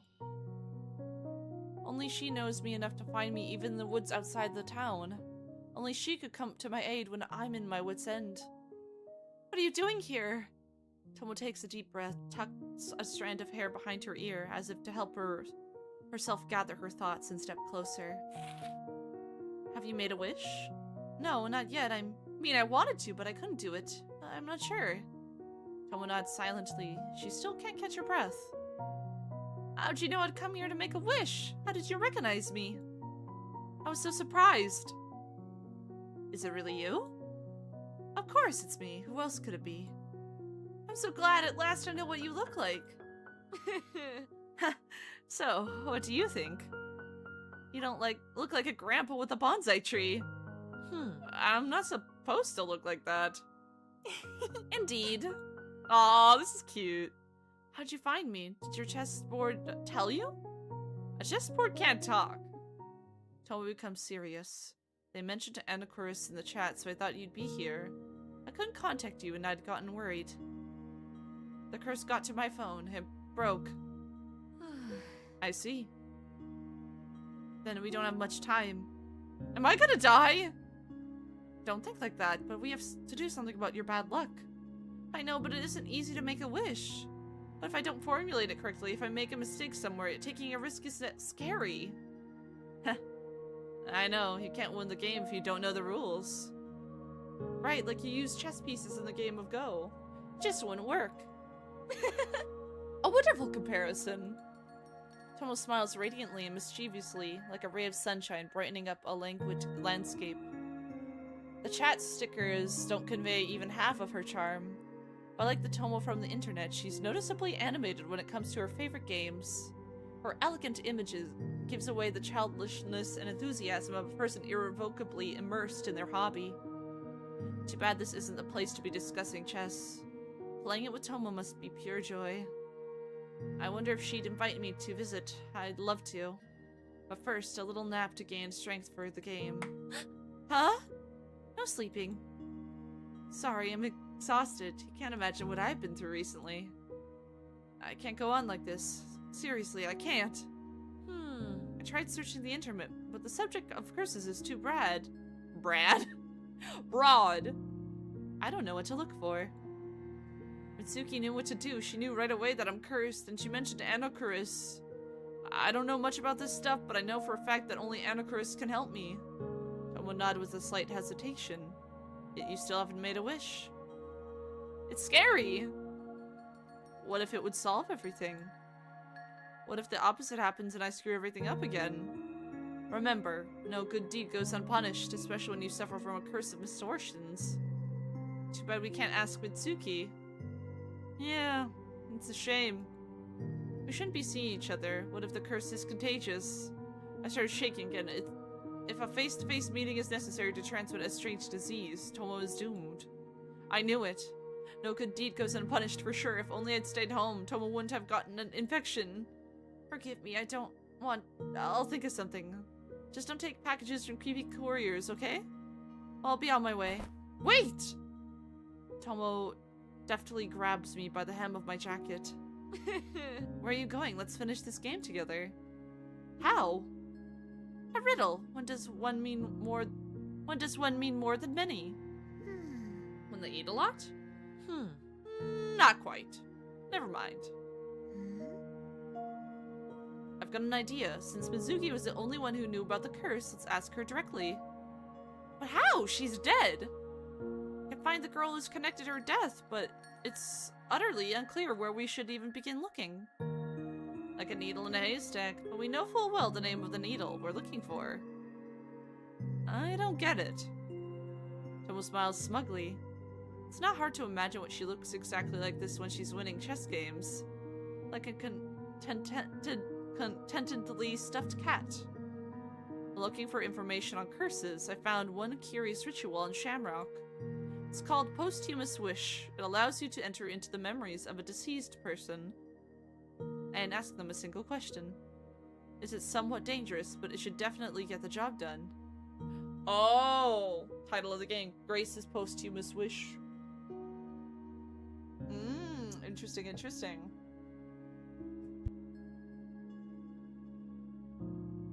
Dangerous? Why?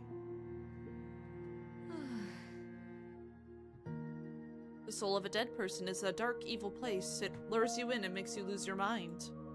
Some people go there and never return. Their hearts shattered and their minds turn inside out. You have to be confident in your abilities. We have to... I'll go with you. Are we allowed to do that? If it wasn't, you wouldn't have suggested it. What do we need to do? First, we need to have something that belonged to the deceased. Well, lucky us! There was a locket! Right beside us, too. I involuntarily turn around and glance at Mitsuki's pendant, which still hangs from the fence. Yeah. Second, you have to come up with the question you want to ask them. Well, that's it. Sounds easy enough, as easy as wishing on the Anchoress. In reality, it's way too vague. The problem is that not every dead person would want to make contact with the living, nor would all of them be willing to talk. But if they would let you in, they would likely answer any question you could ask of them. Just like that, without asking for anything in return? I think of the pendant and the hat that hangs not so far apart from each other. A paltry gift for the fulfillment of any wish. It's scary to imagine what a dead person would ask for. And they're far scarier than the obscure magical flower. Yeah, there's a catch. Tomo shows an indecision for the first time, yanking at the black ribbon wrapped around a strand of her hair. They say that in return for your answer, you'll have to grant the ghost one wish. A dead person's wish? Oh. Yeah, it sounds a bit suspicious. What if they ask for something impossible? I don't know, but we'll have to risk it. I have a bad feeling about this. Here comes trouble. If I risk performing the ritual, my life will change forever. And I'm not sure if that change will be for the better.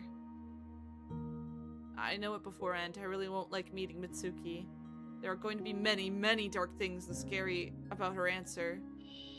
Lots of despair. Lots of pain. Aki? No sleeping. Alright, sorry. Having doubts? You see, I'm not the luckiest person in the world. I rarely get anything right. Everything seems to take a turn for the worst. With talents like mine, it's better not to get mixed up in stories with mysterious rituals, right? Are you backing down? I'm tired of misfortunes, exhausted both mentally and physically. Moreover, my fear is growing. I can't get Tomo into trouble. I have to go back off before it's too late. No, I can't chicken out. Running away is pointless. It won't solve anything. Curses don't disappear by themselves. I have to be brave. For Tomo! Okay, it's scary, of course, and something would definitely go wrong, but we have to try at least. Tomo sways slightly. A sigh of relief escapes her chest. And we'd better hurry. Suddenly I feel calm. I've decided to take a crazy, desperate step, but since I agreed, I won't back down. I will walk this path with a smile all the way to the end. So what now? Hold on, it's not that simple.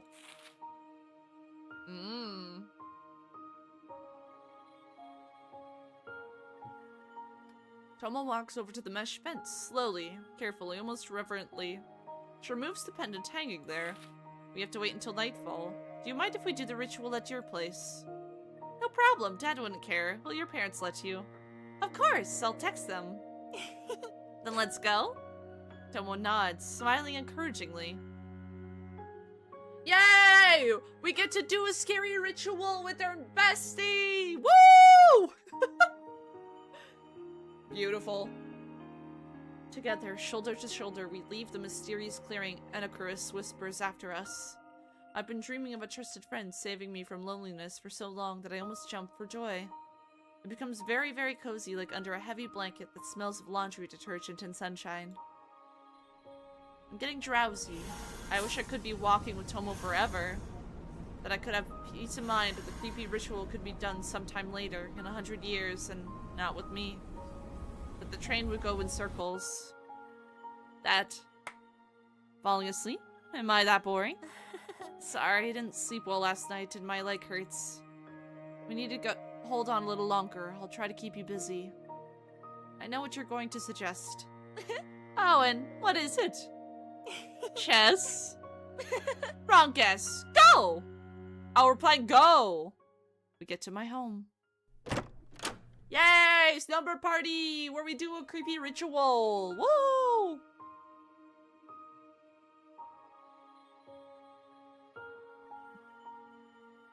Give me a second. Oh my god.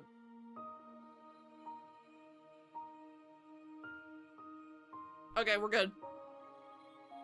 Dad hasn't gotten home from work yet, but today I'm glad for it. This way I don't have to introduce him to Tomo. It would have been hard to explain to her why he isn't talking to me. Oh, my room's normal again. We enter my room. I place Grace's on my bed out of habit, then offer Tomo something to drink. Thanks, I wouldn't mind some tea. I can only hope that we have some. Why is it so dark in here? Oh, sorry, the light bulb burnt out. Dad will replace it later, but he's a little busy right now. The mirror is indeed broken. Surprising, right? Yeah, I have a lot of bad luck. Tomo continues to study the room, this time stopping her tenacious gaze on the bed. Those are some beautiful dolls. The best! With them I don't feel lonely. The shyness in my heart holds me from confessing my insecurities to Tomo, who is so beautiful and mature. A bit less beautiful than Tomo Bear. Uh-huh. There is only one orange juice in the kitchen, so I have to offer it to Tomo instead of tea.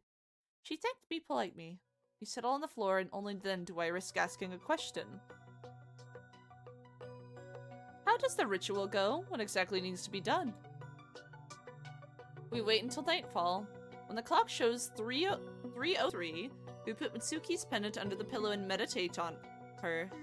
Sounds too easy. If you wanted something hard, I'll come up with a new riddle later. Your riddles are much scarier.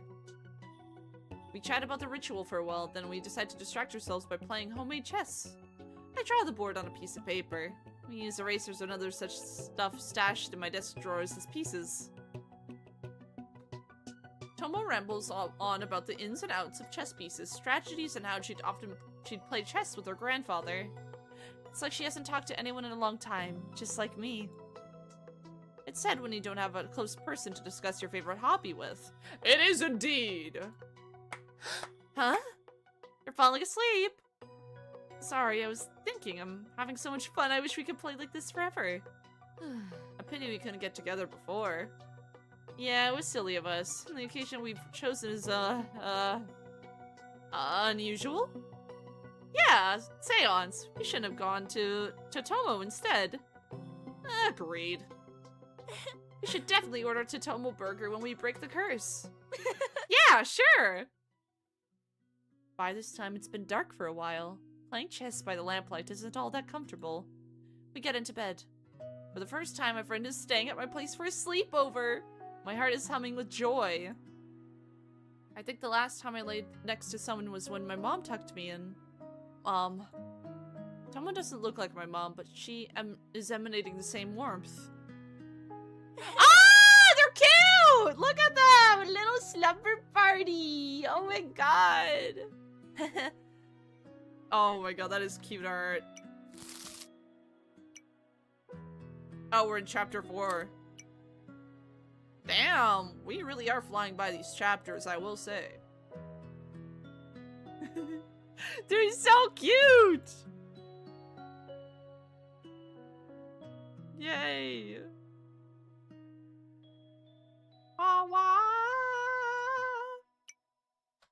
Oh, I gotta lock the fuck in. Ah! I gotta wake up.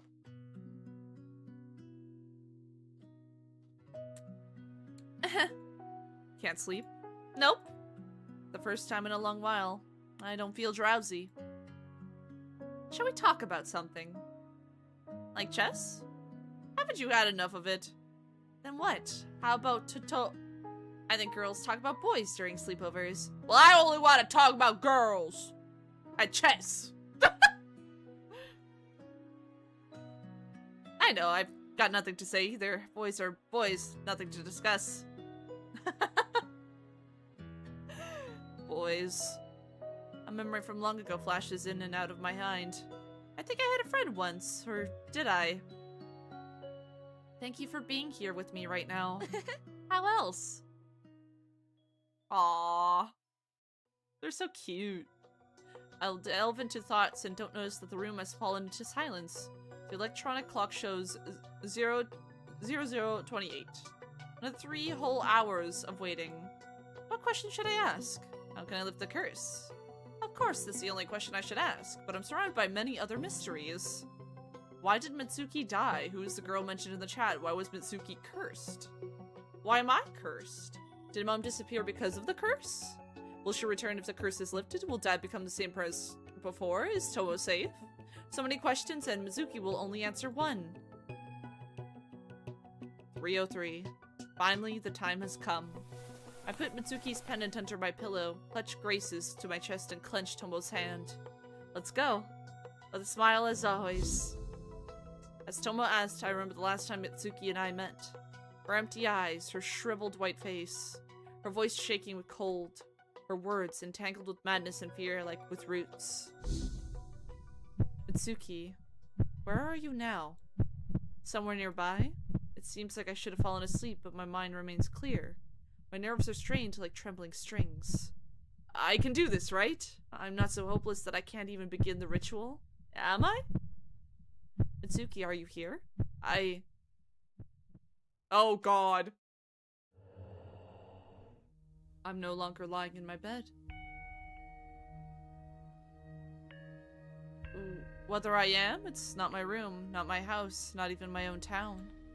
It's somewhere. The white space I sit in is only occasionally cut through by sickly green flickering. There's no earth or sky, no top nor bottom, only an all-consuming emptiness. I'm all alone here. Alone. No! Panic rumbles in my chest, blood rushes to my face, the worst of my nightmares has come true.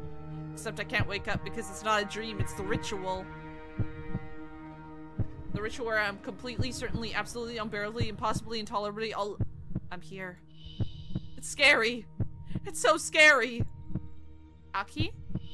Horribly Something flicks me on the forehead. Ow! Fear no more. I'm here, Aki. You're not alone.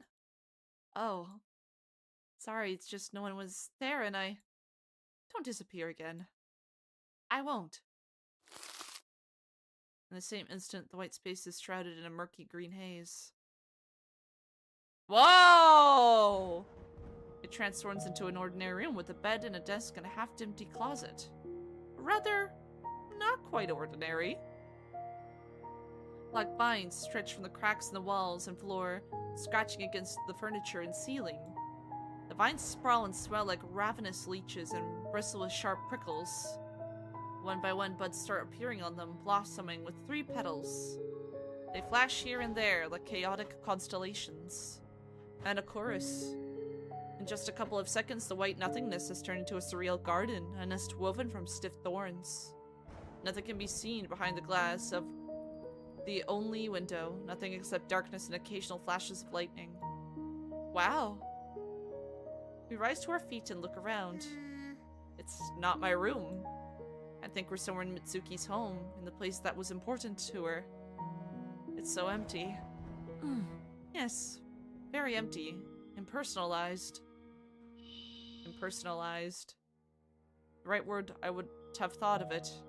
Tomo hesitantly walked across the room, gingerly touching the furniture with her fingertips. Where is she? Mitsuki? Why isn't she here? Why is her soul so empty? How strange. I thought Mitsuki would come to my room, and all shiny and translucent like a real ghost. But in the end, we're the ones who wound up in a place unknown to us. Do you know how actual ghosts look? No, and I've never seen a soul of the dead either. It's unusual here. Anacorus is everywhere. It's like it has sprouted into Mitsuki's very essence. Tomo brings her hand up to a vine, but it doesn't risk touching it. It rises and falls slightly, as if breathing. So Mizuki has made a wish after all, since her soul is bound by Anochris? Perhaps. But she died anyway for some reason. Mitsuki, will you answer us? We scatter about studying the room, but the half-empty shelves don't say or give away anything about the hostess's character, let alone her fears or cause of death. On the wall, a usual school uniform. On the shelves and the desks, textbooks, there isn't a single personal belonging. However, when we look more closely, we find a door behind the dense thorns. Tomo walks determinedly towards it, with the intention of pulling the handle, but appears the door is hiding behind a mesh fence. Oh. Why?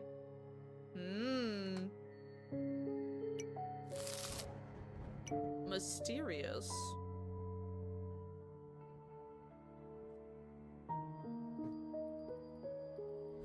Very mysterious indeed. Tomo's hand slumps helplessly. It seems there's something very important behind this door. Mitsuki is hiding. Isn't the ritual supposed to call her? I don't know, but we shouldn't give up. We shouldn't. Despite her determination, I haven't a clue how we could deal with the obstacle before us. And of course, his thorns would wound anyone who dares to approach the door. Vines have burrowed into it, flowing smoothly into the reaching branches which touch the ceiling above. The mesh is very reminiscent of the fence where I found Mitsuki's pendant and had left my favorite hat as an offering. Huh? I touch my head, realizing that I'm wearing the hat. Alright, this isn't reality, so why wouldn't it be back? I look around the room once more. Bolt cutters! A rusted tool is lurking in the dark corner next to the desk. I think it's used to cut off iron bolts. A bolt cutter? A spark of pain flares in my ankle. Why? On stiff legs, moving in a fog of indecision, I pick up the instrument with both hands. The smell of rust hits my nose, instantly dissolving into the cloying aroma of Anochris.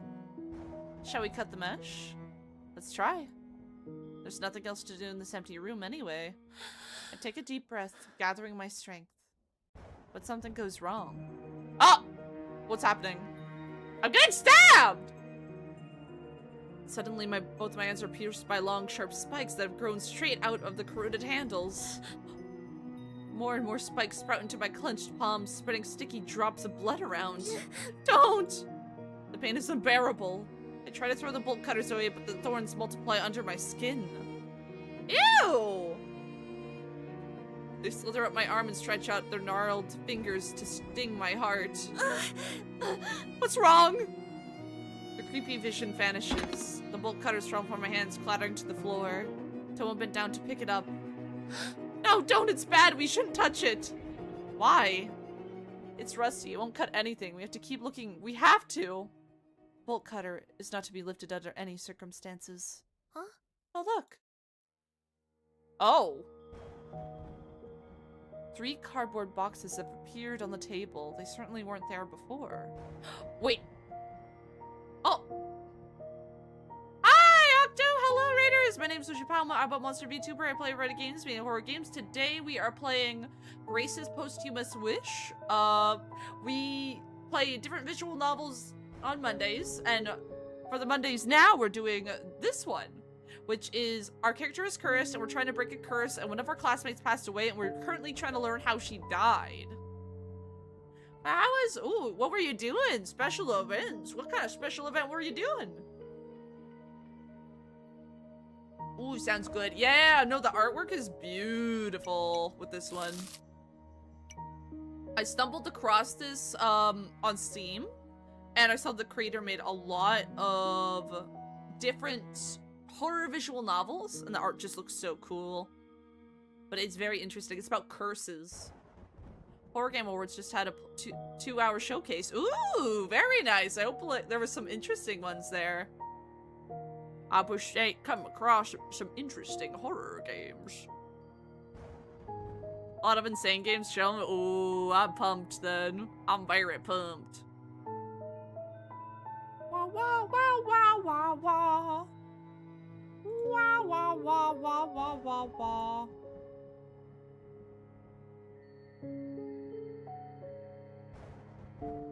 Wah wah wah. But yeah, we're trying to figure out how to break a curse. We're trying to talk to a dead person. They also showed Vampire Hunters, but still no release date. Oh, damn. Yeah, there's like some indie titles I have been waiting for a release.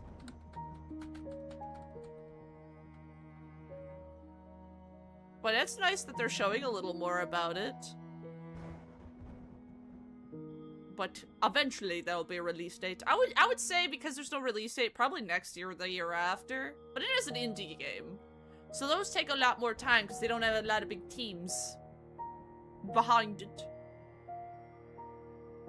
But anyways, let us continue trying to solve this curse. But there's apples, and I think I mentioned something apples with that one character. Hello. Speaking of VNs, so there's a romance horror one called Sucker for Love. I do know! I do know. I do know of that one. It's a space one, like the Crush Landing one. I think it's like a meteor or something that you can date. I forget. I might save that one for February. Next February or something. Yep, that's the one. Yeah, I played like the other one a little bit like ages ago. I did have access to the demo, but I didn't end up having the time to play it. That and echography made me immediately think of you. Oh, I think I've heard of that one.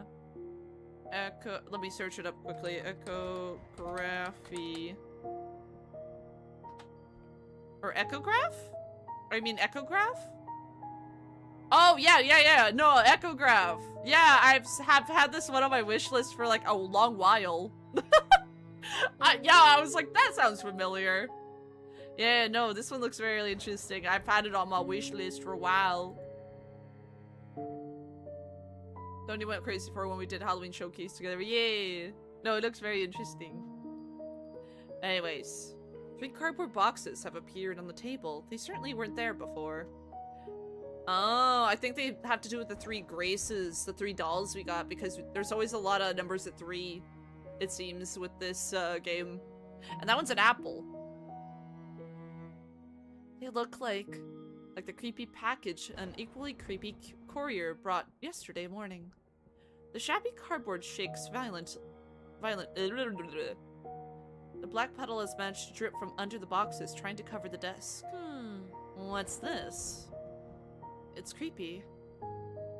We're using the ritual of summoning the dead. It's supposed to be scary. I can't argue with that. Who's afraid but still moves forward? That's a weird question. I got it. It's a riddle, right? Who is afraid but still moves forward? A strong person. The cardboard is rippled like Anacorus vines. Something is rolling and bumping inside the boxes, kicking the walls. There is a quiet, sad whisper. Each box has an image drawn on the top. Hi, Oyster! How are you doing? Welcome on in. Fallout New Vegas reference? Totally. We're playing a new visual novel for yes. It's about curses. We're trying to break a curse right now. Huh? Oh, what does this mean? It's like we're being offered a choice. Oh. Really is what Tomo means and freeze in hesitation. Last time I opened the box, there was someone scary sitting inside. Not really looking like a Totomo bear. But what if someone had locked Graces inside? What if they're lying there in the stinking darkness all alone? It's fine, I can do it. Since Mitsuki is showing us the boxes, we can't ignore them. Shall we try to open one? Yeah, let me do it. Forward, forward, forward. It's too late to turn back and I've decided to go all the way. I'll go all the way. I will complete the ritual, ask Mitsuki a question and lift the curse. Whatever lies ahead, I can handle it. Let's go. Oh, so yeah, okay, I was right. It is, each of them are a grace. Oh, so are we choosing which grace we're gonna save? So there's this one, and this one. I guess I'll go this one. The right one on the right. Mitsuki, ah! Save me! What? My grace became real! Mitsuki, are you listening? Hmm? Huh? What? My best friend claps her eyelashes in surprise, raising an absent-minded gaze at me. Oh, are we going through the memories of each of my graces? That's interesting. Ambush! The enemies have surrounded me! Not enemies, just classmates. Mystic-obsessed morons! As always after school, Mitsuki and I huddled in my room and discussed the day's events. My friend is sitting on a wild green-colored poof. She herself resembles a poof. Her character is soft, airy, and supple. Next to Mitsuki, I feel like a crude barbarian from a cave. Oh my god, it's me! I'm a crude barbarian from a cave! Nice! And my success in sports only reinforces this impression. But even invincible barbarians are trapped by saber-toothed tigers sometimes. I'm doomed! Don't exaggerate. You don't get it. Humans are just like animals. You disobeyed the leader of the pack, you were casted out. You can't be alone or indifferent. Bullying is serious stuff. Oh. We go to the same school, but we are in different classes. Mitsuki has a very vague idea of the trouble I'm in. No one will bully you, Haru. Everyone loves you. You and your brother are the stars of our athletic talents. Mitsuki always smiles as if nothing in the world can upset her. Usually, I admire her positive attitude, but this day, I'm not in the mood. Mitsuki! Is it really that bad? Absolutely.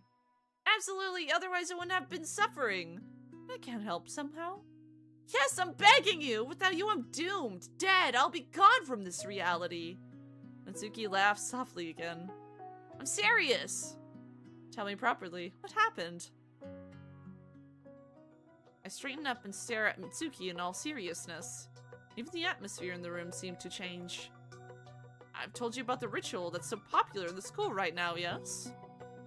Yes, I remember, the one from Shamrock. Hell's take this stupid site.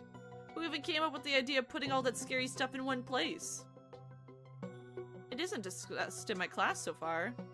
It is in ours! Every damn corner it's the same old thing. Ritual, ritual, ritual. Isn't it normal? I mean, everyone likes today, and in a week they'll get bored with it and come with something else. Doesn't matter if it's normal or not. In our class, everyone has completed it. Only I haven't. And the mystical boom is just gaining momentum, enriching Shamrock with all sorts of delusional articles. You're joking, right? It can't be. She seems to start to realize what I'm getting at. Her voice becomes serious. I make an anguished face. It can, oh yes it can! There's no way out of this. The law of the pack, Mitsuki. The law of the pack! At every break, the pack leaders approach me and hover over me, asking when I will finally get together and go. I cringe remembering the smug faces of the boys and girls leaning over my desk. I can physically feel that one wrong word and I'll be burned at the stake. Sometimes I like to dramatize and exaggerate, but right now I'm not kidding. One boy called the ritual absurd and a load of crap. He was beaten in the restroom. My classmates are obsessed. No kidding. I stare at Mitsuki with a pleading look. She ponders it, putting her index finger to her lips. I'm afraid you really have no choice. But I don't think you need to worry so much. We use that magic book of your cousin's all the time ourselves. Aren't all these rituals invented to tickle the nerves? They're scary, sure, but they don't really work. I know. Well, here you go. But this exact ritual scares me shitless. Do you remember the gist of it? You can use it to ask the dead one question. If you do everything correctly, they answer. If not, if not, you or someone dear to you dies in 6 days. Oh! Interesting. Is that what Mitsuki did? The undead rips out the tongue of those who dare ask them a question and fail the ritual. Oh, why does every story like this have to involve someone's death? Doesn't this make it more scary? Creeps me out to even think about the undead. Why do I have to ask them anything? What do they have to answer? Why do they have to answer? How do they even know anything about me and my life? I shake my head in annoyance. What do you think I should even ask? How about the weather on this weekend? Maybe find out what awaits us after death. I'd rather not know. Besides, it's absurd. What undead? What are we, in kindergarten? Ah! Why do the classmates who have performed the rituals say? Did they see the undead? I fidget nervously. Some say they indeed saw ghosts. But you know how boys are. They read lots of horror manga and brag about sitting alone in a graveyard for 3 days and 3 nights. First they're seeing shadows and some's grabbing their feet. Some of them even mistook our local vagrant for a walking dead. Fear has big eyes. Some prefer to stay silent with a mysterious look. As if they've seen things that mere mortals are better off not knowing about. How sly. Exactly, and I seriously doubt that they've fulfilled all the conditions. But so far everyone's alive and well. And this is good. Naturally. There are geniuses who failed the ritual and their favorite goldfish died the next morning. And maybe there's no need to worry. I'd be happy to, except I don't want to go on, but I feel otherwise Mitsuki wouldn't get the depth of the problem. There's one girl, she had completed the ritual a month ago. She returned to school pale, wounded, and generally tormented. Tormented? You're exaggerating as always. I swear, Mitsuki! Well, that doesn't prove she was attacked by the undead. She showed her hands, there were visible fingerprints on them. As if someone was grabbing her forcefully and not letting her escape. You've been talking about bullying just now. No one bullied her. I would have known. The handprints were big like an adult's. Oh. Then her parents showed up at school and blamed all the male teachers. I'm surprised you didn't know. When you just said that, I really started to remember something. Intriguing. Now we're in Haru Chapter 1, Summoning, which is very interesting how the chapters work. Wow, wow, wow. Ugh. Big stretch. Oh! Oh man. But it's interesting that we're basically playing through each of the graces now. Like, I wonder how this all works.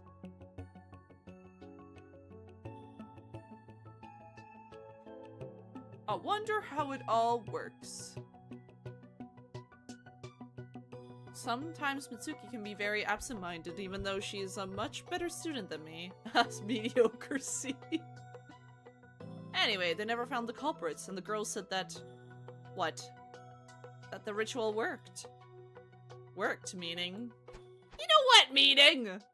Brimming with emotions, I waved my arms. She asked a question and the dead answered. Answered how? She asked some ridiculous question about a boy she liked, something like, will we be together? And so, when she had already completed the ritual, calmed down a little and was about to head home. A voice sounded right at her ear, as if from the grave itself. Oh!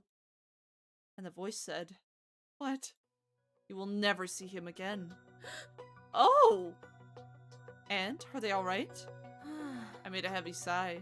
Yeah, nothing serious. The boy transferred to another school. Ah. Yeah, you worried me there, Haru. But she really hasn't seen him since. It doesn't prove anything anyway. It doesn't make it any easier for me, you know. I simultaneously don't believe all this absurdity and fear it, remembering the horrible black marks on the girl's hands. What if you lie, say that you did it, while not doing anything? It's not so easy. They're all asking for a picture. A photo of a ghost? What ghost? No, proof that you really went there at night. And if they aren't satisfied with the quality, they will send you back to consolidate the results. Aren't they crossing the line? They don't think so. My brother did the same ritual the other day, stupid. Even your brother? Mitsuki seemed surprised to the core. Though he never got the answer to his question. What did he ask? Ugh, something about the ways to make a blog popular. A weird question to ask the dead. 100% my brother lied. No one believes that the dead will answer, hence the joke questions. Besides, I stammer. Haru? Suddenly I have a bad feeling. If you ask something important, I hesitate again. Wouldn't you be afraid to hear the answer? Mitsuki stays silent for a while, then nods in agreement. I wouldn't have risked it. Neither would I. What exactly do you want from me? Right, come with me, I'm begging you. If you go alone, if I go alone, I die of fear! Is it allowed? Until the ritual begins, it is. Then it isn't. But at the least, this way, please. I'm really afraid! Mitsuki is looking at me for a long time, as if in doubt. But I know beforehand that she wouldn't abandon her friend in distress. Were our roles reversed, I'd go too if she asked me. Alright. I almost throw myself on her neck in joy. It's like a weight off my shoulders. Mitsuki just can't help but support. Yay! Yay! What's with the noise? Nothing. Be on your way. Oh, it's her brother! Well, my brother is already on the doorstep, scratching the back of his head in irritation. His hair looks like he's just woken up.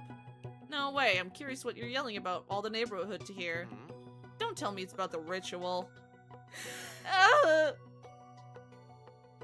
Seriously? I turn to Mitsuki for support, but she is sitting as if she were wooden, staring at the wall with round eyes. I thought you don't believe in all this garbage. Of course, it's absurd, complete and utter nonsense. What about you, Mitsuki? My brother is nearby. Mitsuki is turning into a Buddha statue. It's gonna be a while before she regains her senses. Absurd! So you won't go? I will. If you manage to, I'll make it somehow. His face suddenly stretches, taking on an unhealthy hue. Are you serious? Dead serious. Then at least be careful. He doesn't say anything else and retires to his room. What's gotten into him? Always mocking, huh? Fine, we'll show him. Yeah. When we're together, no ghosts can stop us. Of course. Yay! We can do this, Mitsuki.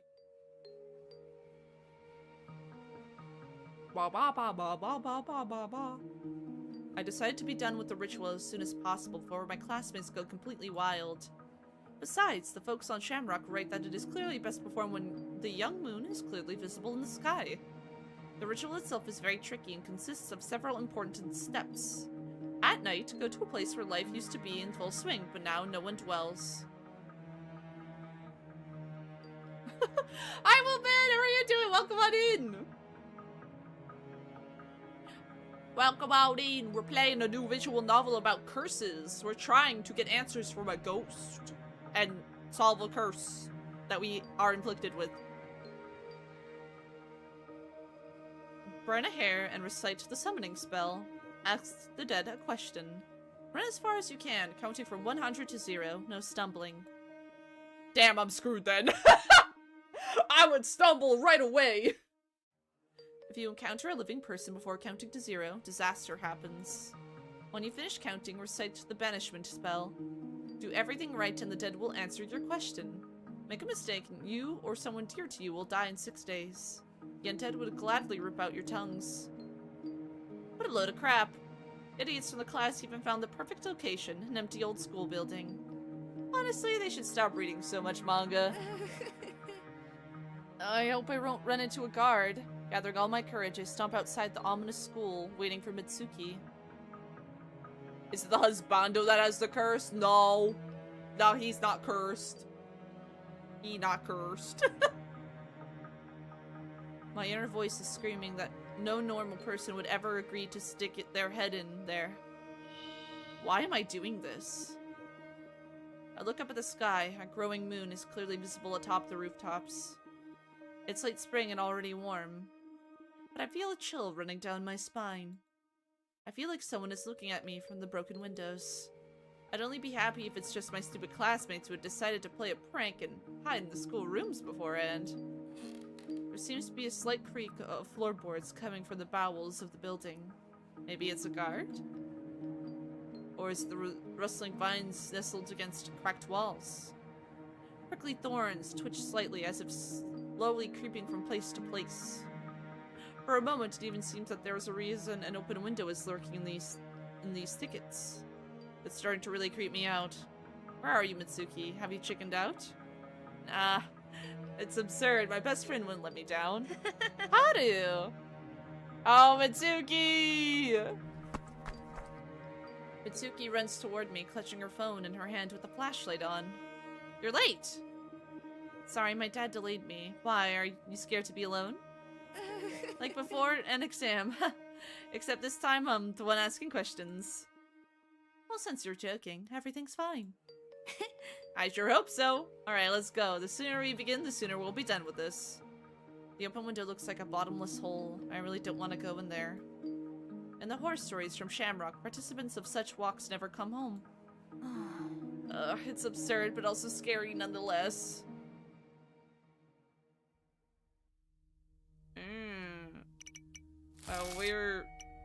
It's gonna end up very well for us. I can tell. We're totally gonna be fine. The old building greets us with eerie silence. There's trash scattered everywhere. It's hard to believe that once upon a time, living people were walking these creepy hallways. This gloomy place is no longer fit for talking, studying, or laughing. Can I throw myself into whatever horror game you are playing right now? You want to be cursed? Okay, go ahead. But hi, Dels, how are you doing? Welcome on in. Imagine having to be stuck in this place where you get cursed and die in like 6 days. Or something, I don't know. We don't fully understand what happened to Mitsuki yet, and why she ended up dead. But we shall learn. We shall learn. I'd rather be... No, don't say that! Only draughts can live here, playing with the peeling paint. And mold slowly eating away at the floorboards. My classmates said they tried to explore the school, but most of the doors were locked. Fortunately or not, only a few of the classrooms upstairs turned out to be open. Given the rules of the ritual, the logical thing to do is get to the topmost floor and start counting there. Just enough time to count to 0 while you're running to the exit. We go to the second floor. Ah! The staircase creaks so much that I'm afraid they will give way and collapse with us. Mitsuki keeps looking around as if worried that someone will pounce on us from behind. It's better not to think about such things, lest we scare ourselves.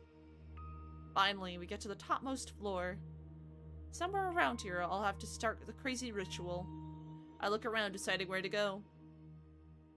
Would you do a creepy ritual where if you didn't do it, you would die in 6 days? If you didn't do it, you'd also, like, you know, get bullied by your classmates, but if you do it, you would die in 6 days?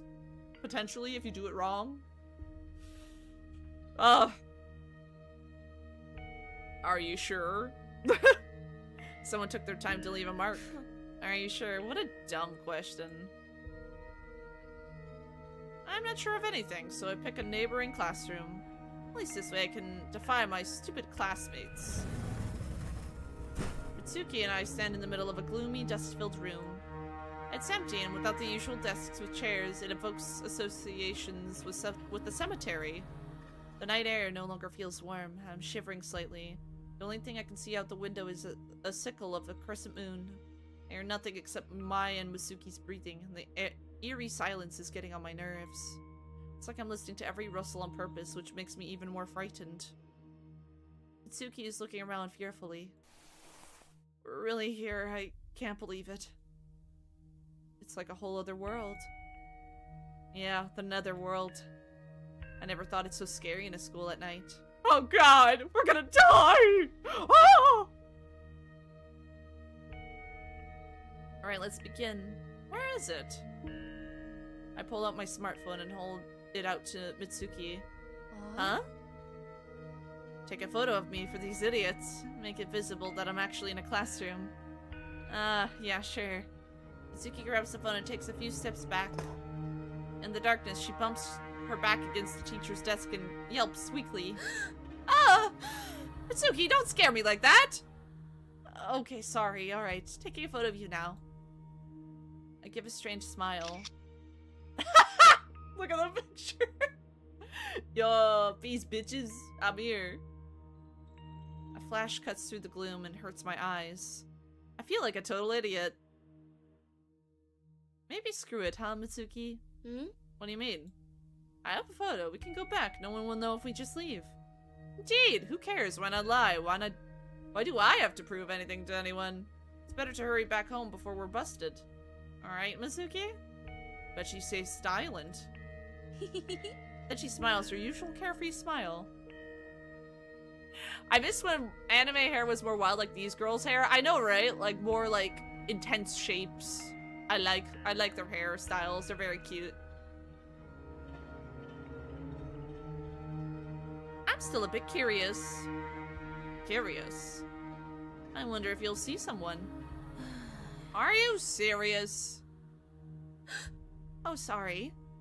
If you're scared, let's go back. But Dada's already taken root in me. Indeed, it would be kind of a shame to stop midway now that we're already here. I look at Mitsuki, my best friend's face, her eyes, her whole posture. Everything about her radiates determination. She believes in me, in my tenacity and fearlessness.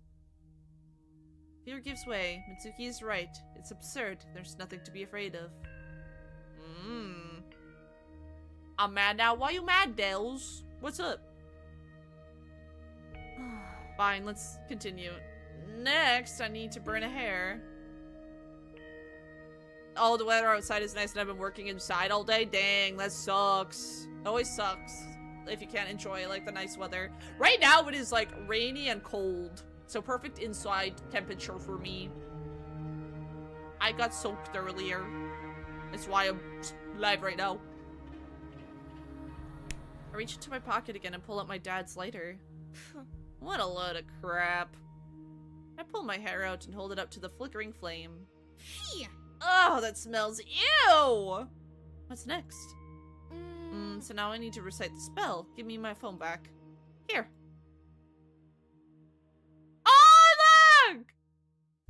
Haru has more than enough hair. Haru has really cute hair. I like the bob with, like, the little piece that's, like, is sticking out a little more. Mitsuki's hair is, like, wild and crazy. Kind of looks like my long hair. Like this. Oh, no. This. Almost. Well, found it. Open the right page of Shamrock. What is this spell? Some absurdity in foreign language. A few lines are added right below the article describing the ritual. The letters look familiar but don't add up to words. Not surprising the ritual didn't work for most of my classmates. It's unreal to read this absurdity correctly. Well, I'll start. I've never felt so stupid in my life. Good thing Mitsuki is there, or I wouldn't have been able to take it. She's looking at me without averting her gaze, practically unblinking, as if hypnotized by the spell. I'm starting to feel really creeped out, but I keep reading purely out of stubbornness. Here we go! I finished the spell. The unfamiliar words leave an unpleasant taste on my tongue. Are you ready? Not one bit, but I don't have a choice. If I don't continue, the ritual has failed, and that's the end for me. Then I'll remain here as you go down. Yeah, I'll call you when I count to 0 and finish the second part of the spell. We'll meet up by the window. I head for the door, but stop and turn sharply to Mitsuki. No matter what, don't go out until I call. The last thing I need is to run into you while counting. Oh, okay, I'll be waiting right here. I nod. Haru. Yeah? Good luck. I smile in return, then make a heavy sigh and step out of the room. Oh no, I have a bad feeling about this! Let's go. No turning back now. I stand in an empty, dark hallway. The scariest part of the ritual has begun. I ask the first question that comes to mind, not really believing that anyone would actually answer me. I take a step, and in the same moment, the flashlight on my phone goes out. The hell? No matter how many times I try to turn it on, it doesn't work. The app is dead. Luckily, I've brought a battery-operated flashlight just in case. Let's go. 100. 99. 98. I take a deep breath again, coping with shivering. 97. The same impenetrable silence reigns around me, but it seems like something has changed. As if the world has become different, mirrored, distorted, corrupted. Something is definitely not right. The smell of apples? No, it's just my imagination. 93. I decide to take the east staircase, which is closer to the exit. The less I have to wander around the school, the better. The classroom with the inscription on the door is right ahead. The door opens by itself. I'd tell the ritual to go to hell and return to Mitsuki. Even my own whispers sound different, like it's coming from underwater. But it's better to mutter something under your breath, dispelling fear, than to listen to every rustle. And the rustles are plenty. Ugh! The old floorboards creak underfoot. Their groans seem like a sound of a door opening. Here's the door itself. I moved very slowly, as if my legs have turned into two unbending pieces of wood. Come on, forward. There's no one there. I approach the door and once again feel like an idiot. Nothing happens. 87. I count to myself and take a deep breath. The hallway's beneath me. Come to think of it, it's not that scary. It's just an empty, dark building, and Mitsuki is nearby. Just 2 flights of stairs to the open window. However, when you look into the darkness, you begin to think the distance is magnified millions of times. Alright, time to go. I step onto the first step. 83. Immediately, I freeze in bewilderment. For a second, it seems like the walls have shaken, becoming more narrow. The apple aroma intensifies. I hear a sound that's someone walking on the second floor. The footsteps sound lazy, relaxed. Mitsuki? No, she wouldn't have left without my signal. Maybe it's a guard. It's absurd. I can't cross paths with anyone, otherwise the ritual has failed. Oh no. Muttering the numbers, I rush down the stairs. Hurry! Hurry! For some reason, I rush like I'm being chased. I'm only making more noise, attracting the guard's attention if there is one. Hurry! Hide on the first floor! Sweat gets into my eyes as I squeeze them shut. How much longer do I have to run? Somehow I can't see the staircase even though I shine my flashlight in front of me. It only illuminates an endless row of steps. No! No! 76! What is this absurdity? I stop. It simply can't be. Alright, calm down, calm down. The important thing is to not lose count. 73. It can't be, the staircase never ends. It's probably some kind of optical illusion caused by a panic attack or whatever. I have to do something. I can't stand still and panic foolishly. I freeze and strain my eyes. I don't hear any more footsteps. I decide to go back up to the second floor and try my luck with the west staircase. After a while, I really make it back to the hallway. What was that? A hallucination? I read somewhere that if you inhale mold, you can see things, and there's plenty of mold around. There's a logical explanation. 66. I really hope we don't see 67. Well, we skipped over it, so we're safe! We got to 66.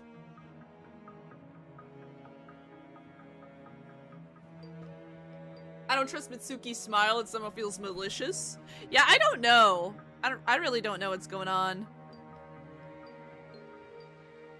Grave silence reigns in the hallway. The door to the office where Mitsuki is waiting remains closed. I guess I just imagined footsteps. Whoa! The door's open! You sure? And the door with the inscription is open. The hell? I have to walk past it to get to the staircase in the other end of the floor. Gotta be kidding me. 63. I go forward with an uneven stride.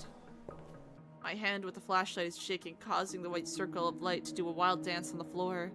I purposefully avert my gaze from the open door, focusing on counting. Thoughts struggle to move in my fear-numbed brain. The open doorway is getting closer. The darkness is thick and anyone can hide in it. I count very slow, carefully, as if trying to defuse a bomb. 60. 59. 58. When will it end? As I pass the open door, I close my eyes. I can't bring myself to look into the black doorway. There's no one there. As long as I'm not looking, no one will touch me. No one! 55. Once I get past the door, I open my eyes. There is no one up ahead, no Mitsuki, no watchman, no ghosts. Except someone's heavy gaze is drilled back into my back. I try to calm down, but the feeling only gets stronger. He's there. He's definitely there. The undead. I turn around sharply, thrusting the flashlight toward like a blade. No, there's no one there. Is it my imagination again? There's no other explanation. Huh? I notice something bright on the floor. My hand reaches for an object on its own. My fingers touch something sticky. A candy. Something moves under the wrapper, and I quickly yank my hand away. The apple aroma returns. Right, the apple candy. But where did it come from? Had someone dropped it while performing the ritual? Or is it a message from the dead? Very funny. I'm scaring myself again. I hurry towards the stairs, chasing the panic out of my thoughts. There I pray to all the gods so I can remember that the staircase doesn't do any more tricks. Also, what was that beeping? That doo doo doo doo? 46. I get lucky. This time I successfully end up on the first floor. Phew! Nothing to be scared of, just one flight of stairs remains. Oh god! An incomprehensible noise comes from downstairs from the ground floor. Like someone lazily moving desks, scratching the floor with them. The sound is coming closer. I begin to recognize someone's hoarse breathing in it. What the hell is it this time? I rush back to the second floor in terror. Ah! Don't look up! Either announcement or time to change class. Oh god. Hi, Cheshire, how are you doing? Welcome on in. We're playing a horror visual novel about curses. We're doing some sort of ritual right now. To summon a ghost and ask it a question. Out of the corner of my eye, I notice an inscription has appeared on the wall on the staircase. Look up. Why? I stop. A sudden feeling, a sense of danger. A cloying scent is all around me. It's so thick that I feel like I can't move. Like it's reaching inside me, turning my organs into a stinking apple mush. I feel nauseous. My mind doesn't have time to stop the body. I look up. What the fuck is that?!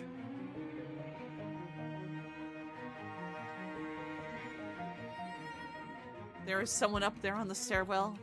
A black figure barely discernible among the shadows. The only eyes burning with otherworldly fire. Our gazes meet for a moment. The undead smelling of apples. It's here it came. It caught up to me. Now its long curled fingers will thrust toward, digging into my flesh, ripping up my insides, replacing them with apple candies. The sounds from the ground floor are getting closer. It sounds like someone is scrambling and breathing heavily at the bottom of the stairs. My mind goes blank. I stop understanding who and where I am. No, no, no! I must run. Hurry and run. My classmates' goodwill. It's not worth it. Is it still there? The silhouette seems to dissolve among the shadows. Vanished. Did I really see someone, or was it my imagination? Oh god, I don't like this party. Ah, ritual so goes perfectly well without issue. Oh, that's George. Ah, George. He's just a little spooky. He's a good guy as long as you don't stare at his face. Ghost time! Ghosty time! My thoughts pile up one on top of the other, preventing me from assessing the situation. Did I see someone or not? Should I continue the ritual?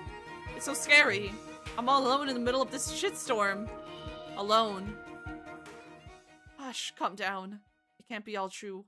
Or the classmates would have been behaving differently. None of them had encountered any ghosts or undead, so they aren't here. They aren't here, and that's final. Do I even have to keep it up? Because of this stupid count, I'm nervous and jumping at shadows like a fool. When you're alone, the world becomes more scary than it actually is. This game does look pretty neat though. It reminds me of Corpse Party, if it was just a visual novel. Oh yeah, I guess I can see it, because like in a school and there's like shadows. Yeah, this is a cool one so far. We just started today. Right now, we are going through this character's memories. But we're trying to figure out how a certain character died, and we're trying to figure out how to stop a curse. It's really neat. I like the art. When you're alone, the world becomes more scary than it actually is. Scary? Isn't it dangerous?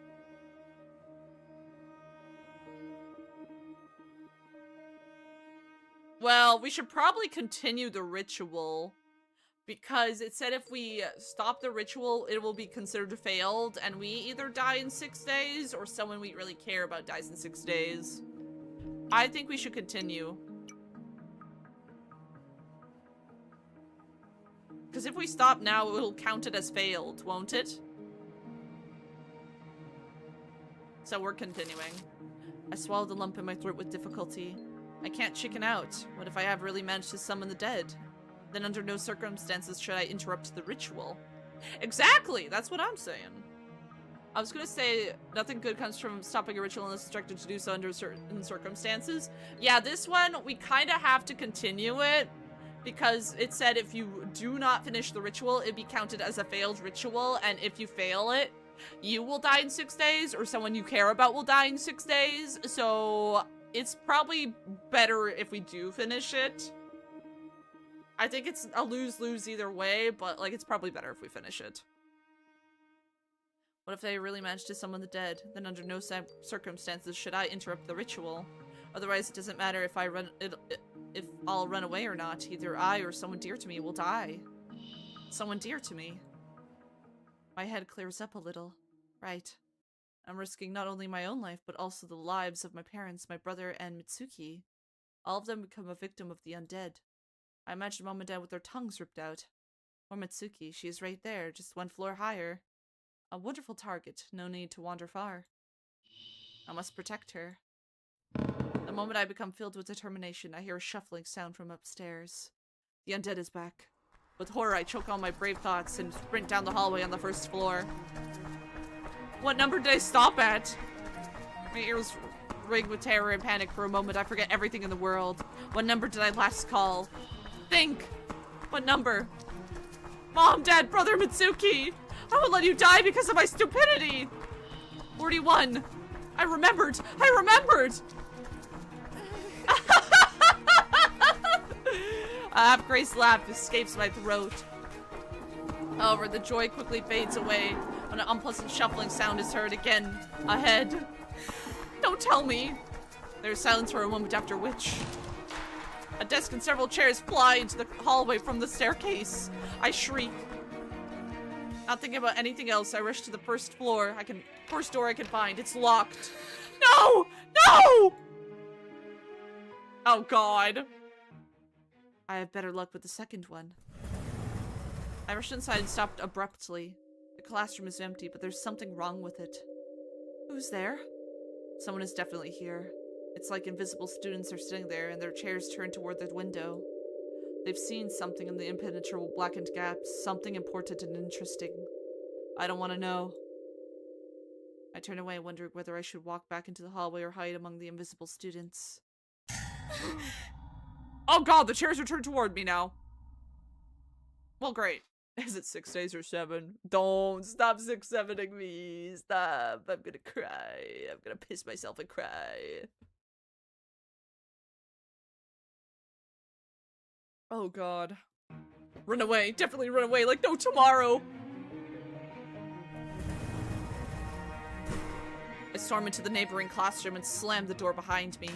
My trembling hands drop the flashlight and it rolls aside, making a small arc. 39, damn you! My chest is throbbing, my heart is pounding like crazy. Please, let it be safe here, let it! A rustling sound comes from the floor. The flashlight starts turning on its own.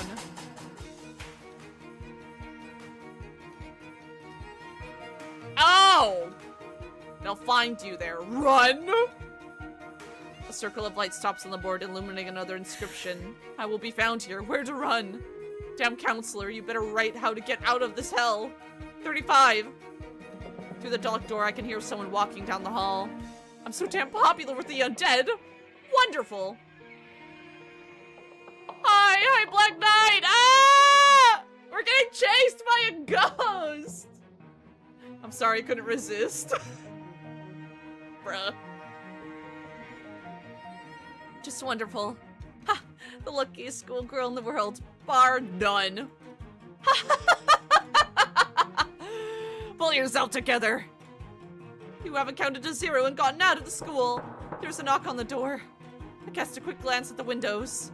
Now I'm willing to jump even from the height of the 1st floor as long as I won't have to face the undead. then why not risk it?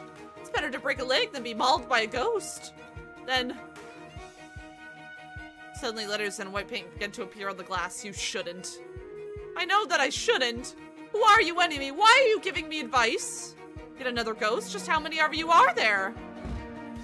Such dumb questions. Now is not the time to be thinking about it. 31. The door shakes with a heavy thud. 30. Ah! He's here! Oh no! No, he's here! He's here!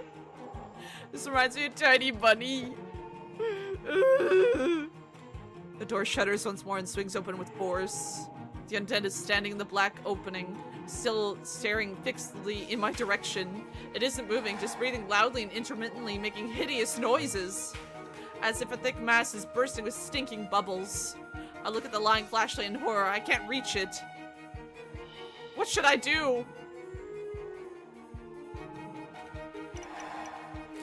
Don't make me make a decision. 28. Not much time left. Just one more floor. It's unfair! Just unfair! The undead takes a step. I shriek, my eyes dart around, trying to find a way out. The second door out of the classroom is cluttered with desks. As if on purpose. Huh? Risk it, run? What? The writing on the board has changed. I still don't understand. Where should I run to? Run right into him! Bust him open! A black shadow slowly approaches. How should I risk it? Where do I go? The only way out is blocked by the undead. It's like it's grinning and for some reason exuding apple aroma. This damn apple lover is about to tear me apart. Maybe I have to take this risk. I have no other choice. Very well. I inhale so deeply that my chest aches. 25, you jerk! I close my eyes and rush straight at the undead. It doesn't move or try to bounce away. I feel no obstacle in my way, but my arm suddenly burns with the savage pain. He's grabbed me. God damn it, the undead has touched me. Ow! I bump into something painfully and stagger backwards. A hallway wall. I fail to stand on my feet and collapse to the floor. It hurts. Damn it, there's no time to lie here. My arm is burning with fire. I jump to my feet and run back to the west staircase. I don't feel like wading through desks by the east one, even though it's the closest to the exit. 22.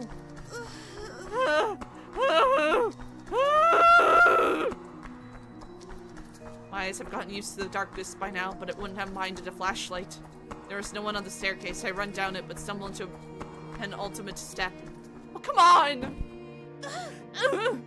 I collapse face first into dust. My shoulder resounds with an astounding burst of pain. Now I know why that girl came back for the ritual bruised. She was lucky she hadn't broken her neck in the dark. The sounds are killing me. What my sounds? Going...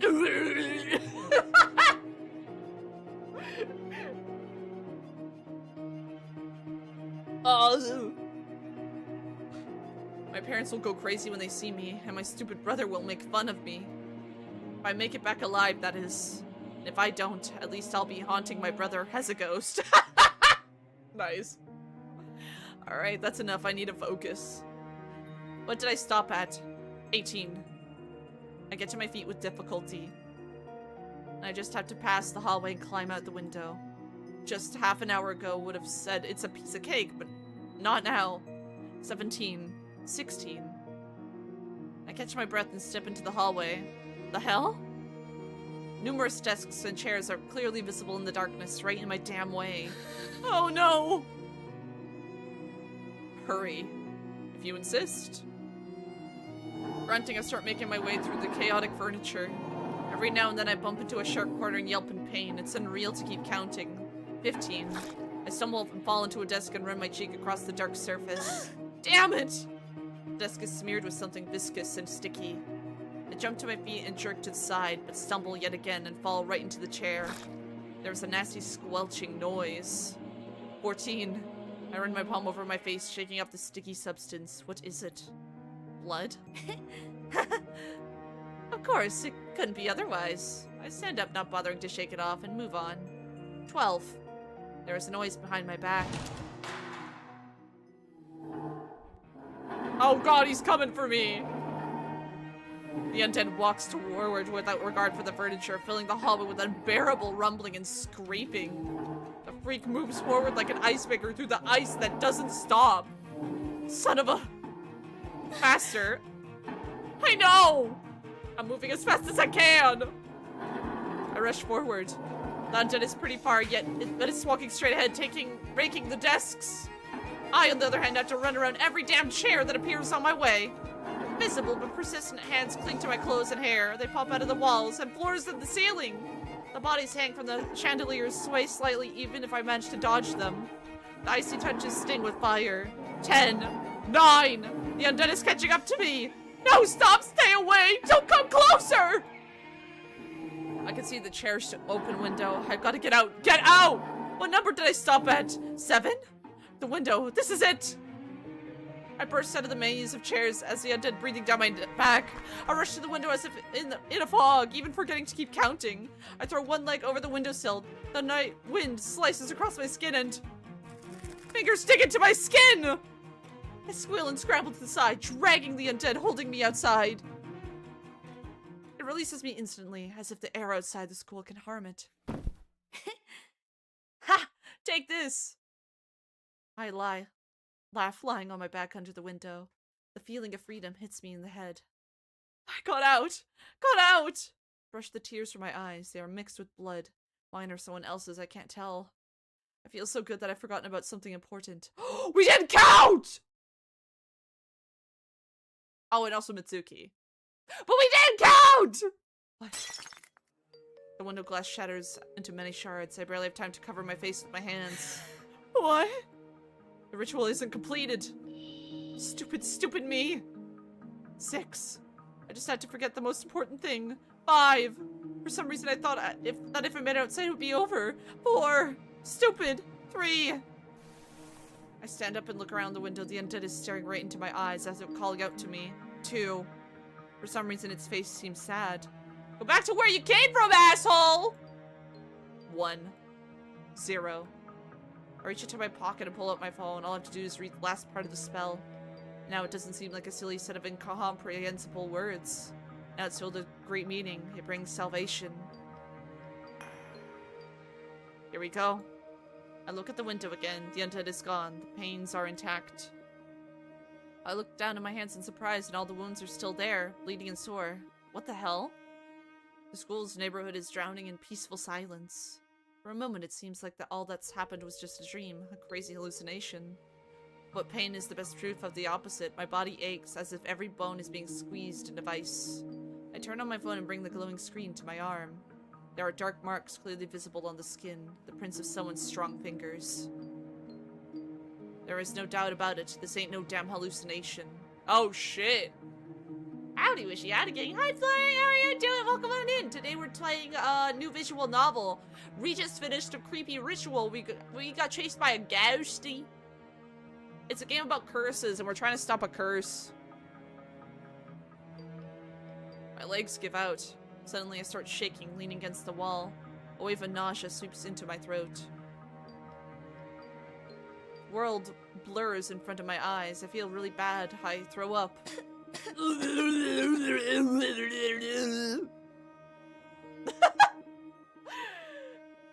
I always show up on the VNs. Yeah, you kind of do. Yeah, I'll play DBD. We're all getting cursed. Oh my god, I'm so sorry. I'll never set foot here again. Yo, thank you for the follow! I gotta fix my bot so I can actually read. K-dude. Thank you for the follow, K-dude. How are you doing? Welcome on in. We're playing a visual novel called Grace's Posthumous Wish. We're trying to solve curses. That's my friend. Oh, hell yeah. Nice. Welcome on in. I'm a friend. Hell yeah. Hell yeah. Oh, Lord. We went through so much. I lift my head, wipe my lips with the back of my hand, and suddenly feel something. What? There's a voice at my ear, sad and quiet, filled with grave coldness. I feel like someone's icy fingers wrung along my entire body, From my feet to my head, it starts to strongly smell of apples. Not in this life. There's the answer to my question. The dead has answered me. I turn around sharply, but don't see anyone. Wait, what was my question? With stiff hands, I dial Mitsuki's number. Hello, Haru. Are you okay? The voice on the phone is ringing, energetic, not at all compatible with my shitty mood. I sounded the world of the living. Come down. Haru? I hang up. Right now, I don't want to talk to anyone, even Mitsuki. Oh lord, here we go. Haru! Haru! Mitsuki climbs out the window. She looks worried. Why weren't you calling me for so long? I was beginning to think that something happened to you. Happened? I smiled crookedly. I look at Mitsuki's surprised, simple, and bright face. And then I collapsed to the ground and burst into tears. Aw. I don't tell Mitsuki about what had happened. I don't think she'd believe me. I wouldn't have believed. So I don't show her the undead's fingerprints that adorn not only my hand but also my foot. Mitsuki doesn't ask me anything. Though any fool would have noticed the scratches and blood, I'm grateful to her. I don't even remember the experience in the old building. My classmates are pleased. More than the photo, they admired my battle moves. It seems I've become a little more popular. I can't say I'm not happy about it. Only my brother gives me an understanding and sympathetic look and says nothing. Life is back to normal. Sometimes the dead's answer disturbs me, but I don't want to think about it. What was our question? Because it said not in this lifetime. Not in this life. But what was the question? That makes me nervous. Oh, hell yeah. Hearing voices. Indeed. It's much more enjoyable to have fun with Mitsuki. With a carefree and radiant Mitsuki. Haru! The mere sight of her is comforting. In the world where no one can smile so broadly, there is no room for rituals, curses, or undead. There are no messages on the walls or apple candies. Only peace with Mitsuki's laughter. I try to make myself forget and force my willpower to override the memories of the ritual. Horrors happen, but that doesn't stop life from moving forward. Alas, it doesn't work. The entire next night, I'm haunted by nightmares about the ghosts of the old school building. I've destroyed hallways, intertwining an endless maze, staircases collapsing or leading to dead ends. Glass crunching under bare feet, black bodies hanging from the ceilings. And of course, it's always there, the undead smelling of apple candy. At least she smells good. At least the undead smells tasty. I'm not surprised to wake up sweating in the morning, nothing strange after everything I'd been through. The next night, the nightmare happens again. Is Mitsuki really a dead girl? Yeah, she's like the dead girl. We're looking through memories right now. I think. But yeah, Mitsuki's the, like, we're currently trying to figure out how she ended up dying. It isn't somehow special and impressive, only unpleasant. Because of it, I can't get enough sleep and feel like a wreck. It's absurd. I have to pull myself together and stay strong. What's this? Someone has slipped a note under the door. Brother. Who else? We correspond like this all the time, most often competing in the most witty insults. Don't be afraid. Everything will be fine. Dummy. I'll have to donate a pudding to him. Or 3. Dummy. Thank you, brother. Oh, that makes more sense. Yeah. So Mitsuki's dead. We're digging into memories because we initially were playing as a different character when we started. So, yeah, right now we're trying to figure out how Mitsuki died. And how to solve a curse that the other character we were playing as has.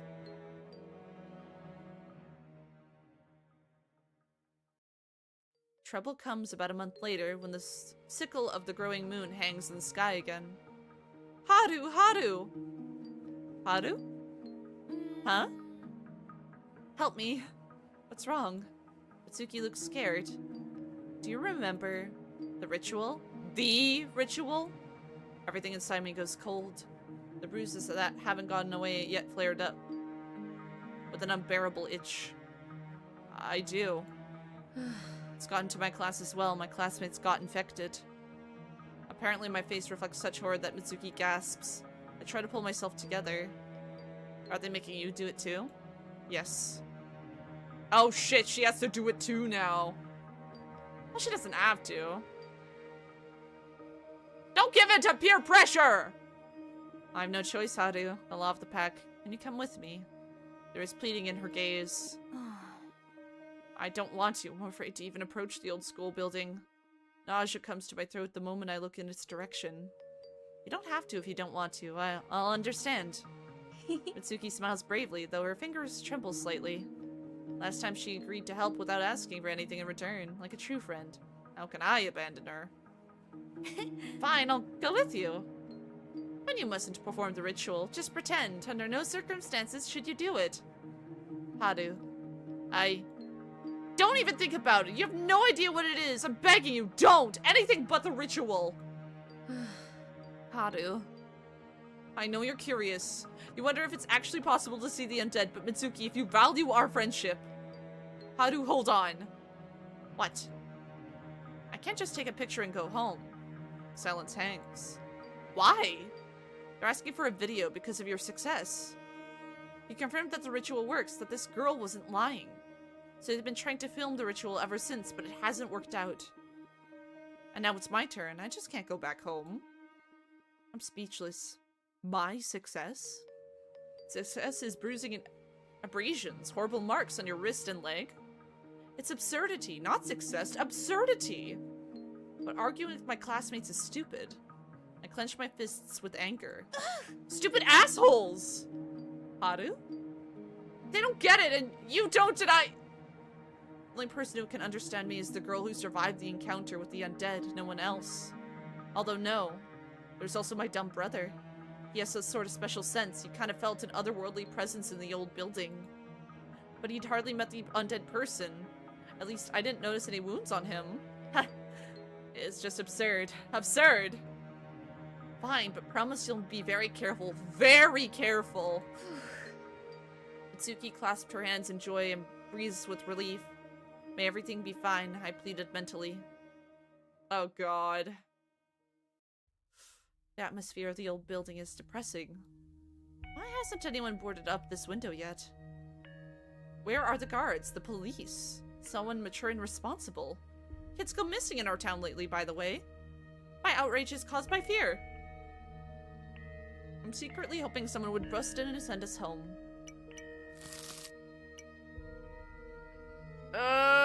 So does Mitsuki fail it and that's how she ends up dying?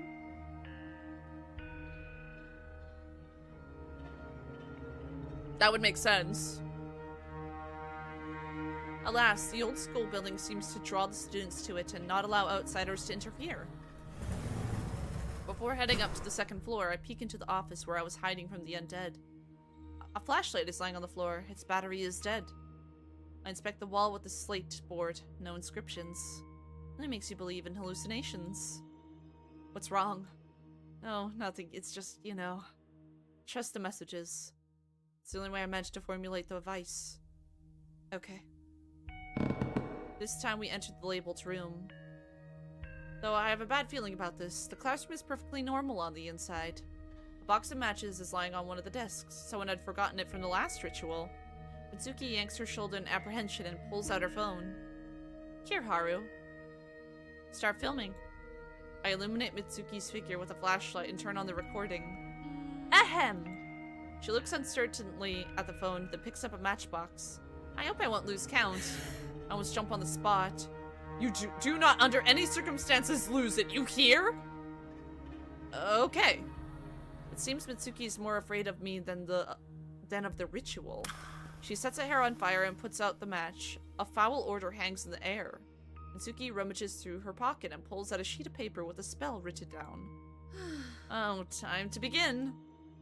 Are you sure? I still haven't given up on that hope that Mitsuki would change her mind. But she only shakes her head, looking into the smartphone camera pointed at her. I am curious of who was writing those messages when, like, to help us. Was it a ghost of someone who previously done the ritual but ended up, like, getting caught or dying or whatnot? I wonder.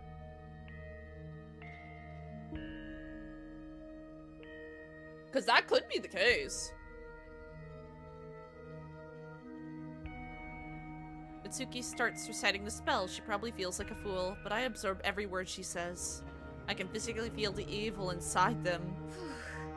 It's done. Well, off I go? Yeah. Mitsuki takes her smartphone back. As she approaches the door, I can't hold back a nervous shriek.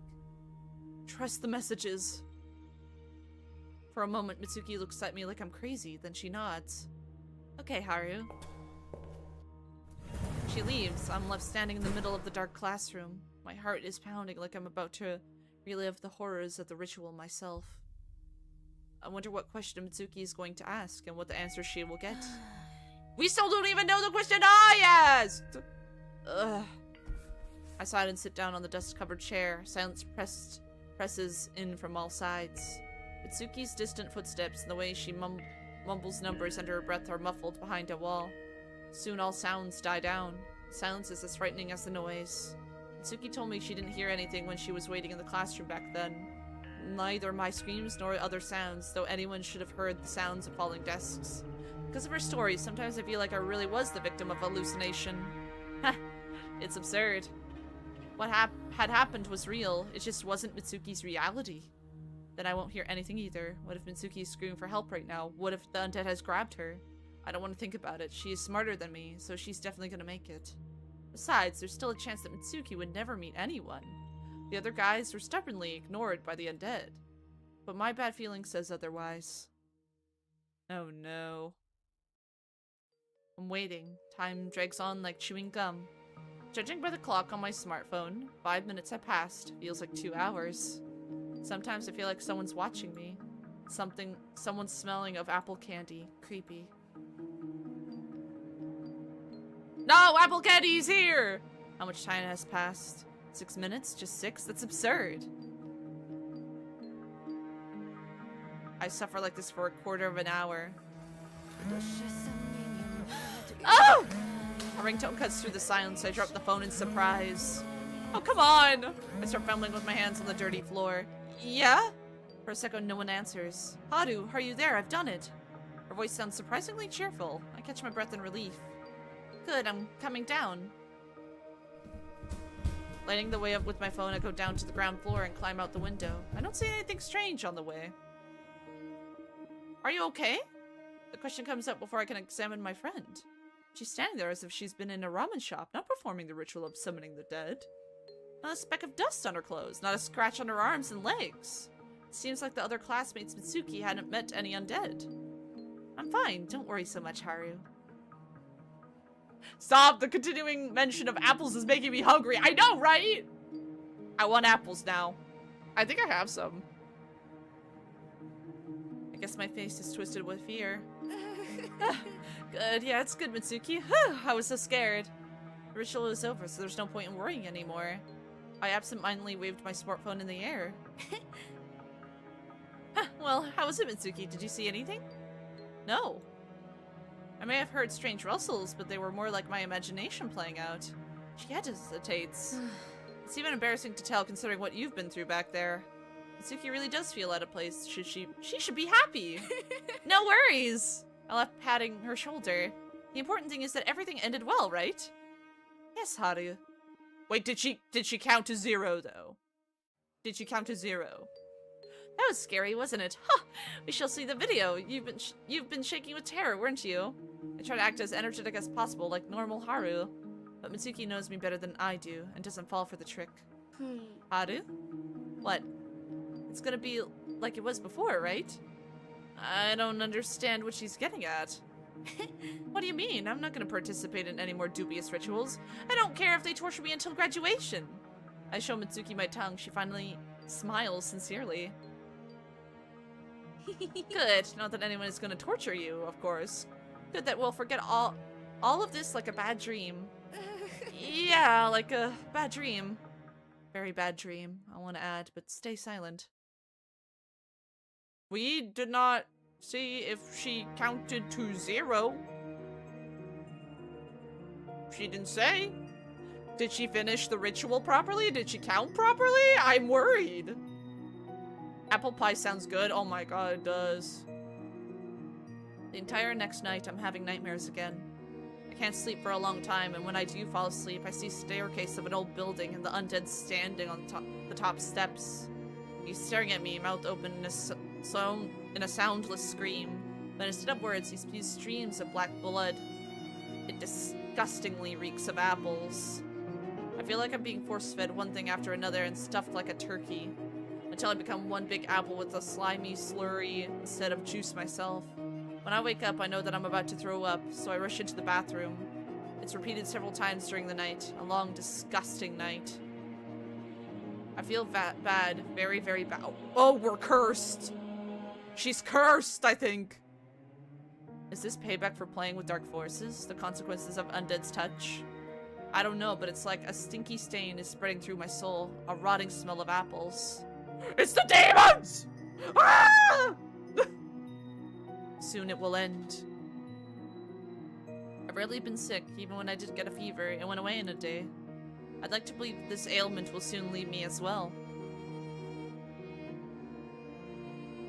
Another nightmare, half the night without sleep again. When will it end? When will the ghost of the old school leave me alone? I want to complain to someone, but I hold on. I want to write my brother a note, to pour my heart out, to ask for help. A few times I tear a sheet out of my notebook, but immediately crumple it up and throw it in the bucket. No need to make a fuss over absurdity. I just have to forget. Uh-oh. The next 2 days pass in peace and quiet. Mitsuki shows her classmates the video and they get off her back, though they look extremely disappointed. Everything is over. Mitsuki becomes carefree again. Her smile is dazzling. No, something has changed. My friends become a bit bolder. Talking to my dumb brother doesn't scare her anymore. Sometimes they even go for walks together. I don't impose or ask to be taken with them, although it's unbearable to be alone in the house. So dazzling. Haru? Haru! Huh? I'm sorry, I got a headache. Nothing serious. I'm glad. Shall we go to Totomo tomorrow? Her ringing laughter fills the space of the room.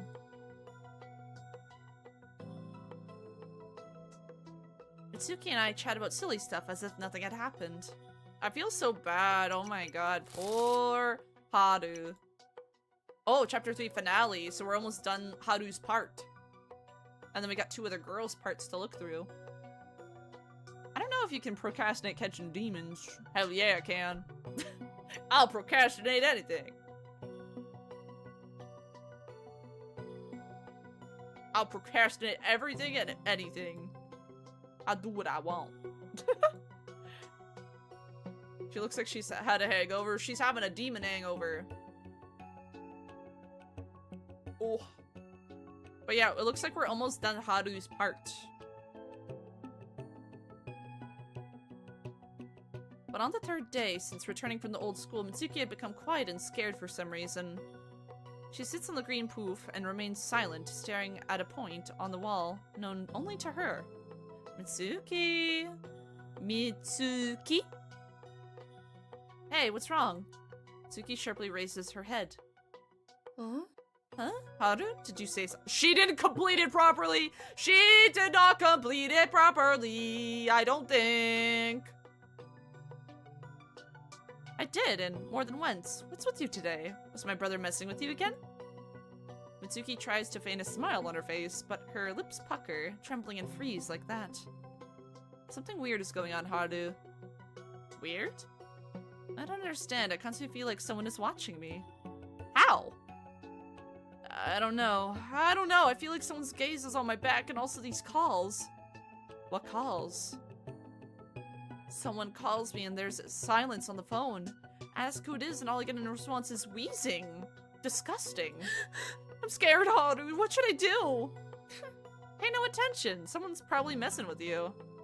Maybe the classmates got bored with the ritual and now they're dabbling in phone pranks. You think so? Of course! I wave my hand in the air as if to ward off the images of pestering classmates. Still, I'm a bit scared. Just ignore the stalker, tee-hee-hee. True. Ignore my demon stalker. Don't worry, they'll get bored of it soon. No, she probably didn't count all the way. But they don't. Someone keeps calling Mitsuki all day, and the next day as well. I try yelling at them through the phone, but it doesn't work. Mitsuki says she keeps feeling someone's gaze on her back. And then it happens. Someone has written a thread on her desk. You won't escape. Haru, who is it? Who wrote it? I don't get it. Someone's messing with you. Don't. How can I not pay attention? What do they want? What does you won't escape mean? Escape from whom? Calm down. Assholes got mad that you brought them an empty video, these idiots. It's not them, Haru. It's definitely not them. I feel... Mitsuki clutches at her head. Curse! I'm cursed! Hey, don't panic. Nothing significant has happened. I mean, it's just calls from the inscription. They can't harm you. But I'm being threatened. Why would someone threaten you? Mitsuki suddenly takes her hand away from her head and looks past me. Her gaze becomes blank. It's because of the ritual. The ritual? I don't like her silence. I really, really don't like it. What do you mean, Mitsuki? Haru? Huh? I frown. A nasty, moldy taste lingers on my tongue. I think I might have failed the ritual. What? I failed the ritual, Haru! Oh shit, she did! So that's how she died. She failed the ritual. She what? Failed how? Just don't reprimand me. I'm not, okay? I wasn't going to. I lost count when I was going down the stairs. It was scary. My thoughts were mixing up, then I tripped. And then I think I missed a number. I'm not sure, but... She sees my face and falls silent. She missed a number. Even I could count to the end. Even I! Blood rushes to my cheeks. My head is buzzing. My pulse rumbles like desks falling to the hallway floor. No, calm down. I have to pull myself together. Mitsuki isn't to blame. Anyone could have made a mistake. Anyone. No point in getting angry now. Well, she's already dead. We already know she's already dead, so this must have been how she died, was failing the ritual. I didn't see anyone during the ritual, so I thought it wasn't a big deal. And then these calls started. I knew right away that they weren't simple prank. You've decided that it's a punishment for failing the ritual? Of course, how else? The undead wants to get to me, Haru! I don't know what to say. Mitsuki looks utterly miserable and crushed. It's gonna kill me, right? Kill me? What should I do, Haru? What do I do now? I don't. Only 3 days left. He will kill me in 3 days. Hold on, I still think it's someone's prank. I've made a mistake. A mistake? Why? Mitsuki doesn't listen to the voice of reason, only mumbles incoherent phrases. Forget about the old school. I can't.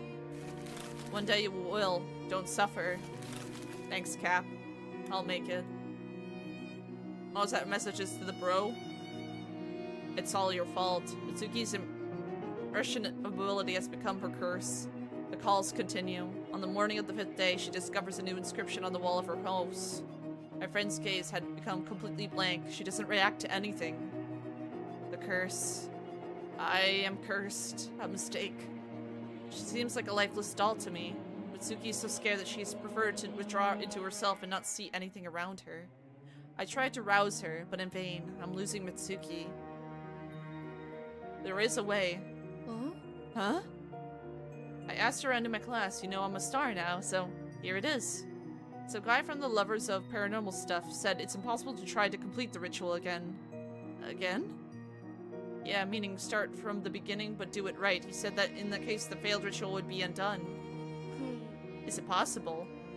Damned if I know, but that guy says there's a chance. A chance? Do I have a chance? You've got nothing to lose. The deadline's tomorrow night.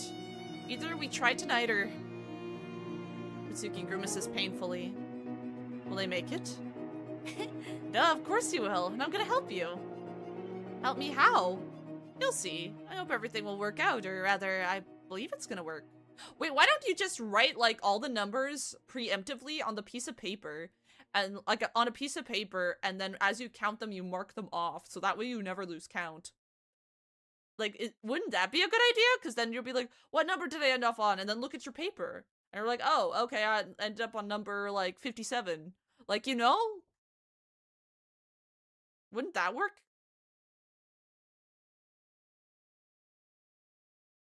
That would be a way to do it. That's how I would do it. And so we find ourselves in front of the open window of the school building for the third and final time. How very different this third hike is from the previous ones. Mitsuki, until recent events cheerful and lighthearted, is shaking like a maple leaf in the wind. I, on the contrary, have gained confidence. You never know how your life will change. We reach the classroom on the second floor. Mitsuki burns her hair, takes out the spell sheet, and starts to read it out when she sees that I'm also striking a match. What are you doing? Starting the ritual. We're doing it with her!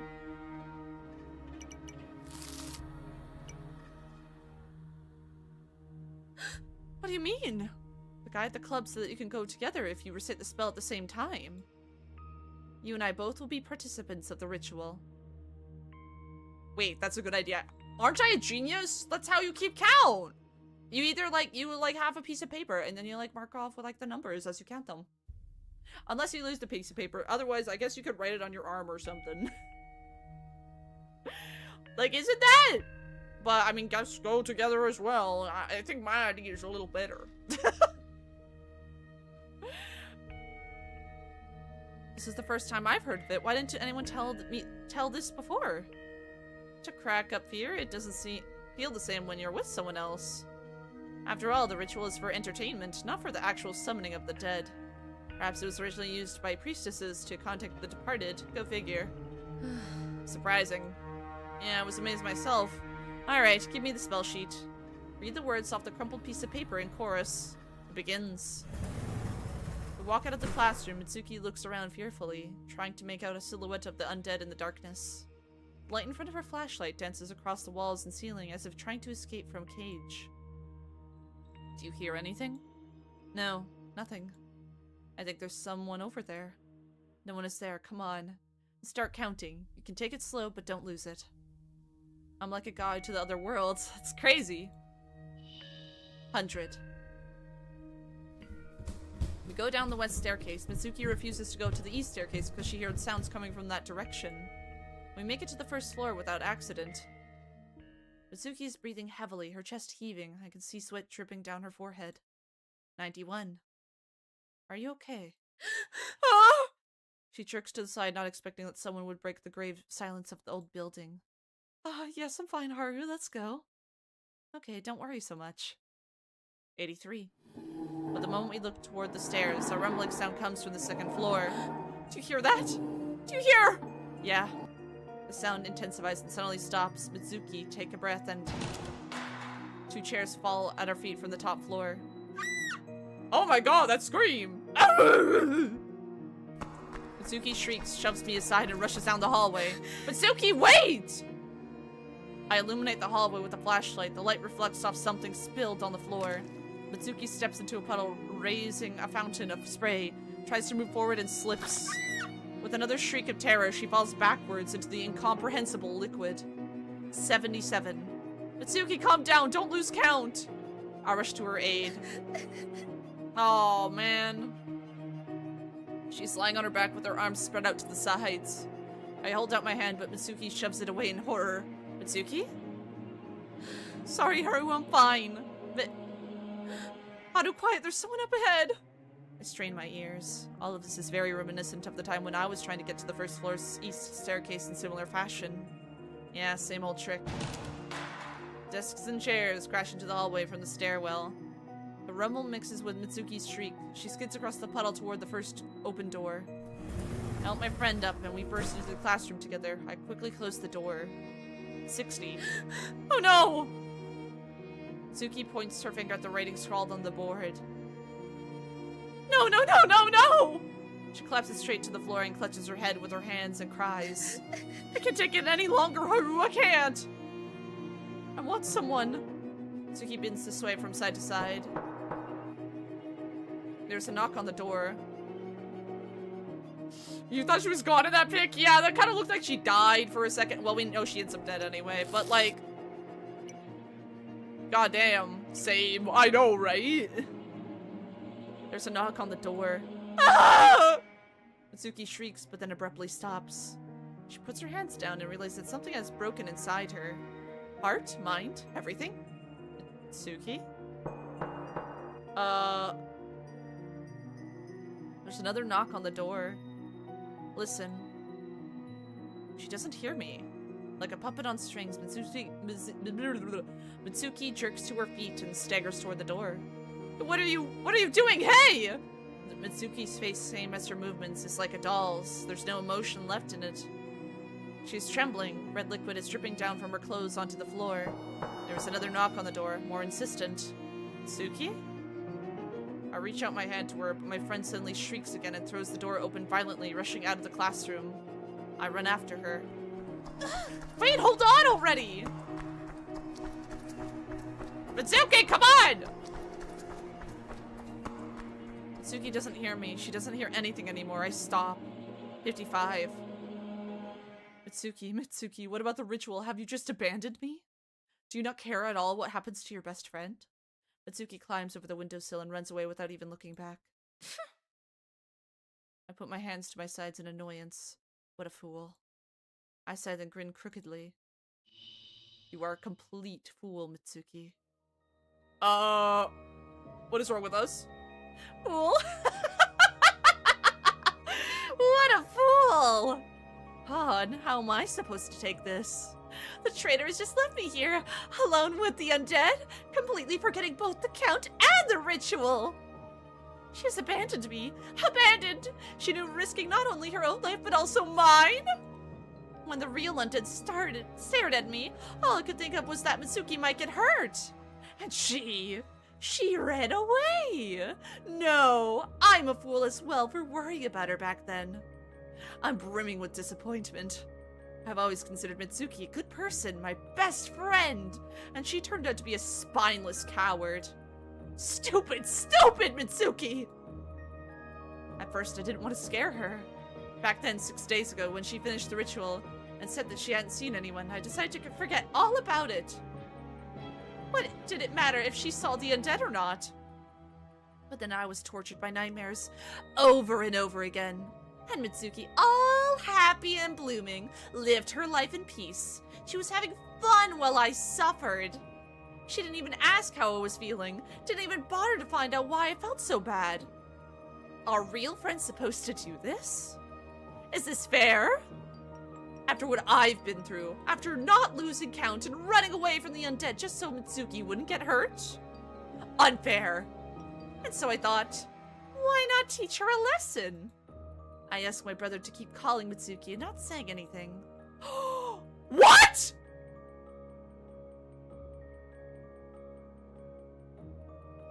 So this whole time,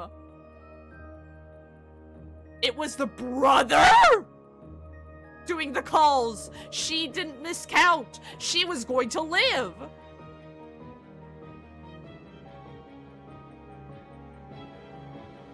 Oh my god, what a twist. Then I wrote a warning on her desk. Honestly, I just wanted to scare her, show her how hard it was for me. Then we would have shared experiences, split fears for two, and created a new, stronger friendship. But then she said that she had lost count. Mitsuki, how could you? You failed the ritual and didn't tell me. You even asked if everything was going to be like before. Like before. Are you kidding me? No, it's not gonna be like before. I decided to scare her for real, so I made up all this crap about double ritual. A chance to make things right. Priestesses? Complete and utter absurdity. I even had prepared the wrong spell text, just in case. Of course, I couldn't have done it alone. I had to ask my brother for help again. Are you serious? Dead serious? No jokes, it's dangerous, Dara. Didn't you realize it last time? It's dangerous if you're performing the right ritual. We're gonna put on a spectacular show. I don't want to go back there. For the first time I can remember, my brother seemed scared. Please, I'll never ask for anything ever again. It's important. I'm going crazy, okay? I have to put a stop to this. End this thing once and for all. Otherwise, I'm going to break. Oh, she manipulated her brother to help her do this. Alright, apparently there's no avoiding it. He made a good, honest promise. He put on a show with chairs and knocked on the door. In fact, that was the end of the show. I was gonna tell Mitsuki. I don't know if we could have made up, but now definitely not. Not after she abandoned me. As she ran away, I didn't even realize it was my brother knocking on the door. And he didn't even have time to hide when she suddenly burst out of the classroom. Weak, cowardly Mizuki. She got what she deserved. She betrayed me, betrayed our trust. Serves her right. Serves her right. But I'll have to admit, the deception after all. She's been acting really weird. One might throw themselves in front of a car in that condition. I climbed the stairs to the first floor. It's strange that my brother hasn't come down yet. Oh god, is the brother dead? He's probably waiting for me. I'll illuminate the hallway with a flashlight. No one's here. Hey, where are you? Oh god, the double ritual thing's real, isn't it? Or because, like, we said the wrong words. Oh no, something happened. I step into a puddle of paint my brother had purposely spilled on the floor and take a few steps. My foot suddenly bumps into something. I shine my flashlight on it.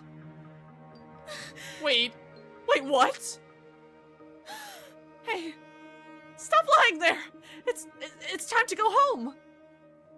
What? Oh, he is dead!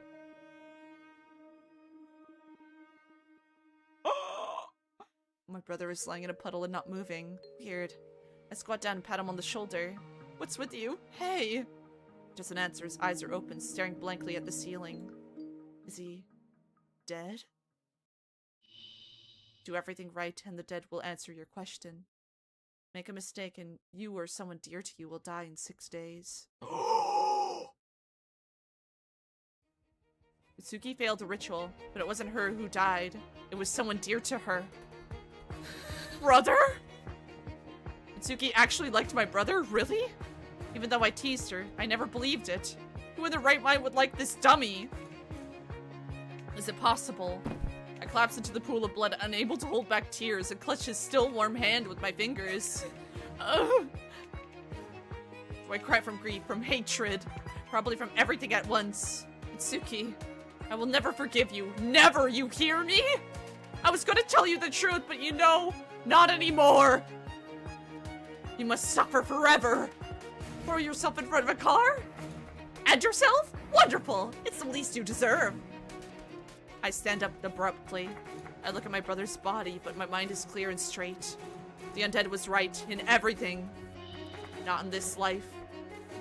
That was his answer to my question.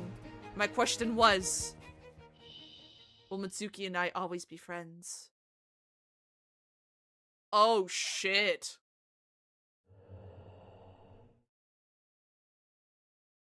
So wait, we didn't see Mitsuki die. That is crazy! We didn't see Mitsuki die, though. So, we still don't know how she died. Because her botched ritual killed the brother, not her. Ugh. I feel empty and ugly. Tears sting my eyes. Aki! What happened? There. Died. Died? And calm down. Oh. I reach for my hat, but I realize that I'm clutching an object. It's sticky, wet, and heavy. Huh? With trembling fingers, I'm clutching one of the Graces. I don't remember freeing her from the throbbing cardboard. Only now do I realize the doll resembles Haru. The toy is overstained with something black. Now her gaze seems not reassuring, but scary.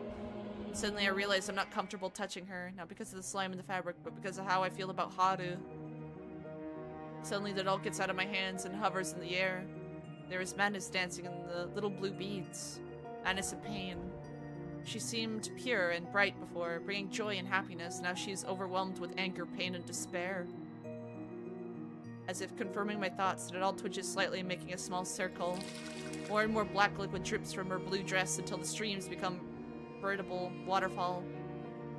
The rag face bubbles with black boils. The cloying odor becomes almost unbearable. I clamp my hands over my mouth and back away, but it's physically impossible to tear myself away from the gruesome sight. The doll's head stretches sharply as if being pulled in the opposite direction. Well, it's a tongue!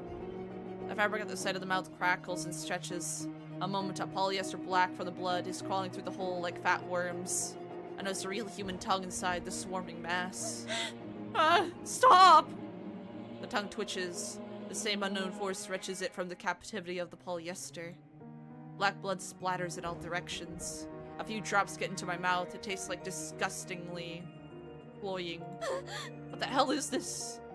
I remember that Tomo is nearby and clutching at the sleeve of her Harori. We pressed into each other and we watched the doll dissolve into darkness.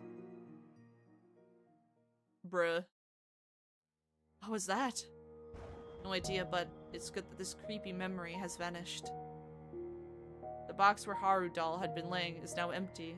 It's no longer oozing, a strange liquid, or pulsing. The sight of a clean cardboard brings me a sense of sudden relief. Goodbye, bad memory. Bye-bye. We're able to relax a bit, but I'm still shaken up. I'm gonna save real quick. That's crazy. The nagging pain in my leg is still a bit sobering. Are you okay? I'm fine. I've calmed down. You're so pale that I'm scared to offer you a riddle. Let's leave riddles for later. Tomo purses her lips hesitantly, clearly afraid of appearing pushy and tactless. I hurriedly reassure her. It's fine, look, I'm full of vigor again. I'm glad. Do you see something? Something to do with the doll? Yeah, or rather, not quite. Not with the doll, but with the girl named Haru. I recounted everything I saw to Tomo. How Mitsuki and Haru went to the old school building, how Haru performed the ritual and then suffered because of it. How she got mad at Mitsuki and decided to play a cruel prank on her. How the prank ended up in tragedy. Tomo turns very pale and listens to my story.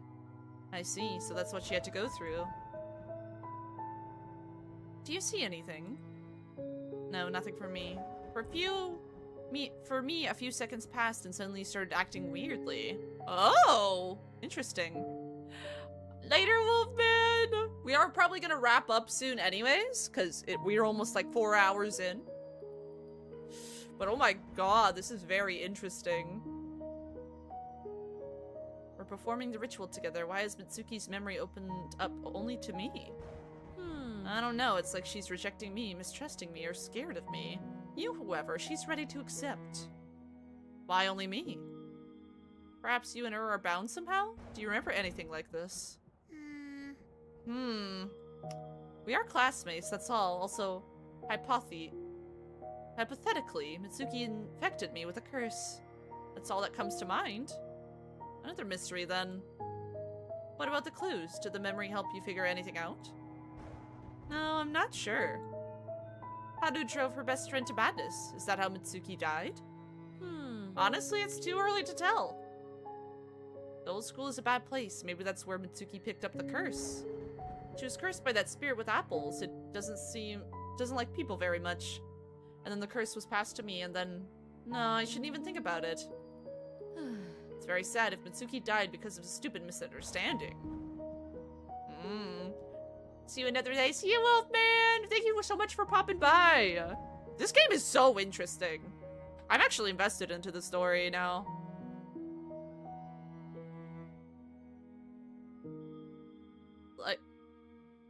But oh my god.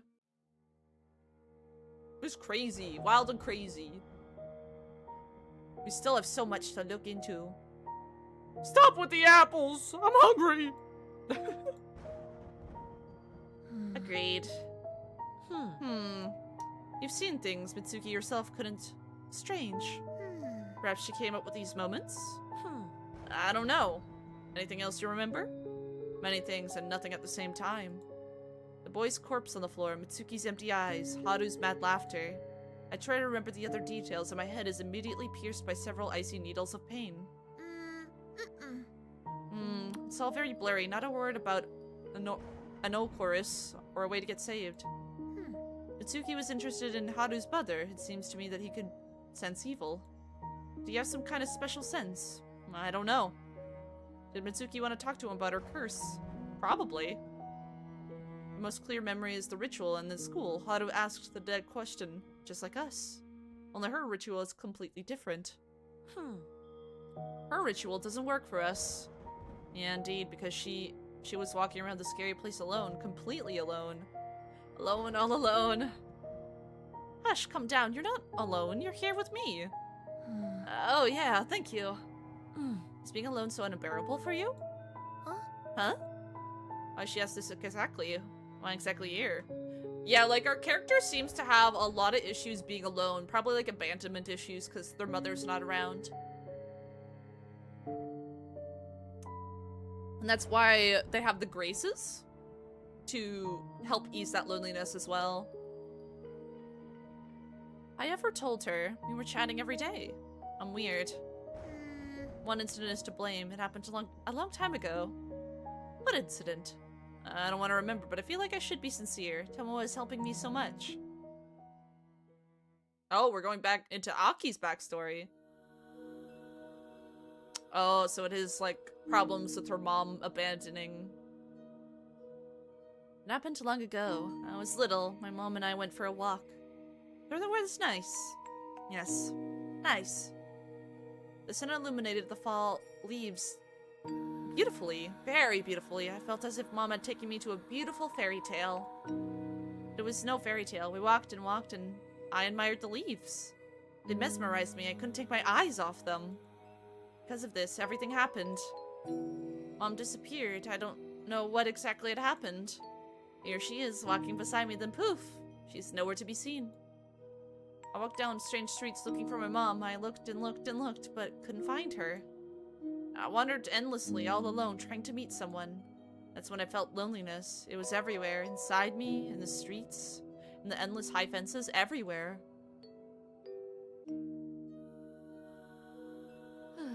Aki. I walked and walked and walked, looked. There was no one around. No one, you see? I was all alone. My throat constricts with a spasm. I shouldn't. Mom used to say that strong people always smile. And I really want to be strong. Dad had been acting weird ever since. He wouldn't talk to me. He blames me, doesn't he? Does he think I'm the reason Mom disappeared? Is that why he hates me? I don't think so. And why doesn't he want to talk to me? He... blank? Blank? Huh? Did you say something? Nothing. Okay. Now is not the time to think about childhood. I need to focus on the ritual. Mitsuki, why don't you tell everything straight? Perhaps you simply haven't gotten to her true thoughts. Yeah, I guess it would have been better if I looked right into her head. It's like something is trying to confuse me and make me back away. It's quite possible. I hope the other memories would help. And won't be so creepy. I had to take 3 deep breaths, but my hands continue to shake a little. Oh lord. Tomo claps her hands and walks over to Mitsuki's desk. I figured she'd try to do something with the boxes, but it's like some unknown forces keeping Tomo away from them. Nevertheless, Tomo pulls open a desk drawer, a little sluggishly, as if through absorbent cotton. She peeks inside and shakes her head in annoyance and opens a neighboring one. Found it. She pulls out several colorful crayons. What? Look! Oh, she's drawing us! Oh, that's cute, look. They're so adorable. Tomo lowers herself right down to the floor, pushes the brazenly creepy Anochorus stalk away and starts drawing something. What are you doing? Here, look at this. That's you. The drawing is terrible, but I easily recognize myself by the hat. And that's me, a riddle. How many images do you see? 2? That's right, which means you're not alone. Tomo was talking with such exaggerated seriousness that I giggle stupidly. And chess, of course. We need chess. I jump to the drawing and take a crayon from Tomo. And to Tomo Bear, he's mandatory. And Grace's, they should definitely be there. And Dad and Mom. And Mitsuki. Haru, her brother. Chess. And the kind goes to his helping Haru with clues. Since it's there, let's add the second one as well. I think it's good at heart. And chess. My hat, apples, I like them too. So triangles. Chess. Lots of chess. And what does this mean? I'm not alone. I feel warm. The room seems to be filled with gentle spring rays. Fears reside, replaced by excitement. Thank you, Tomo. Now everything is fine. No sense in dawdling. On forward. Sorry, I can't go with you. It's fine. Wait here and don't leave. I walk over to the table and reach for the box. Well. They're so cute! Forward and only forward.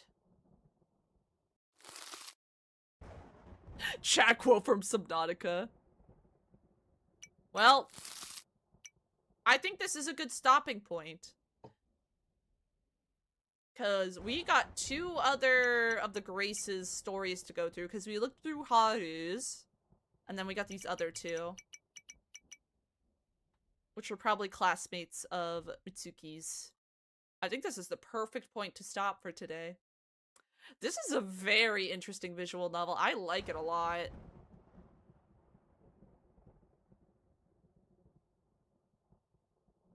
Thank you for the head pats. Am I reading good? Is my reading better? I hope so. I hope you guys are enjoying this story. I'm really liking it. It's very intriguing. I'm gonna switch to my chatting screen.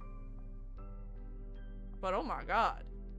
It's crazy wild. Just joined in on break at work right now. Ooh. I hope work's going well for you. Yes, I will quit. Oh, it's a good game so far, though. I am very curious on how Mitsuki ended up dying. Because it doesn't seem like it's from the ritual. Because her failing the ritual killed the brother, not her. So I'm very curious on how she becomes dead. Cleaned up rust off stuff and well some so usual day. Ooh. I'll have to play this game at some point. It is very interesting.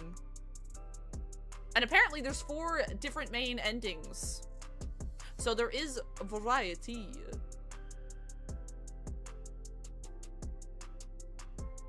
Which I am curious on what we will get as far as endings.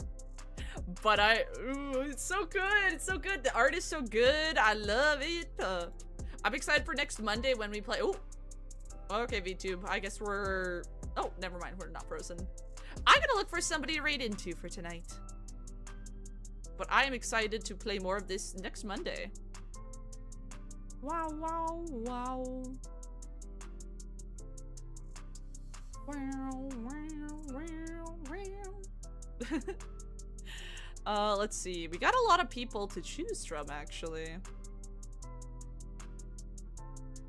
Alright, we're gonna go on YouTube. We're gonna go for Chiaki, who's playing some Sherlock Holmes. And then on the Twitch, let's see who we can check out. Wow, wow, wow, wow. Wow, wow, wow, wow. All the way to stream next Monday. Yeah! Next Monday we're gonna continue more. Because every Monday I'm trying to do different visual novels. And this time we're doing the Graces one. And then after that, I don't know. Because I do have a big list of them that I intend to play. Maybe Paranormal Site Mermaid Curse, potentially? We shall see. Let's see. Wow, wow, wow. Ooh, I'm gonna send you guys over to Razzle, actually. Razzle is playing Control. On Twitch, I'm sending you guys over to Razzle. Who's playing Control. So raid message, as always, is about raid. My emotes if you're subbed. If not, use whichever you see fit. And I'll see you guys on Wednesday. Wednesday, we're gonna be playing an indie horror game called Lazarette, which is by the same people who made another indie horror game I played called The Door in the Basement. And I really liked that one, so we're playing their other game, Lazarette, on Wednesday. Because this Thursday, I'm going to the movies with Fern. So I have plans. But anyways, thank you, eyeballers, for joining. And I will see you guys then. Goodbye!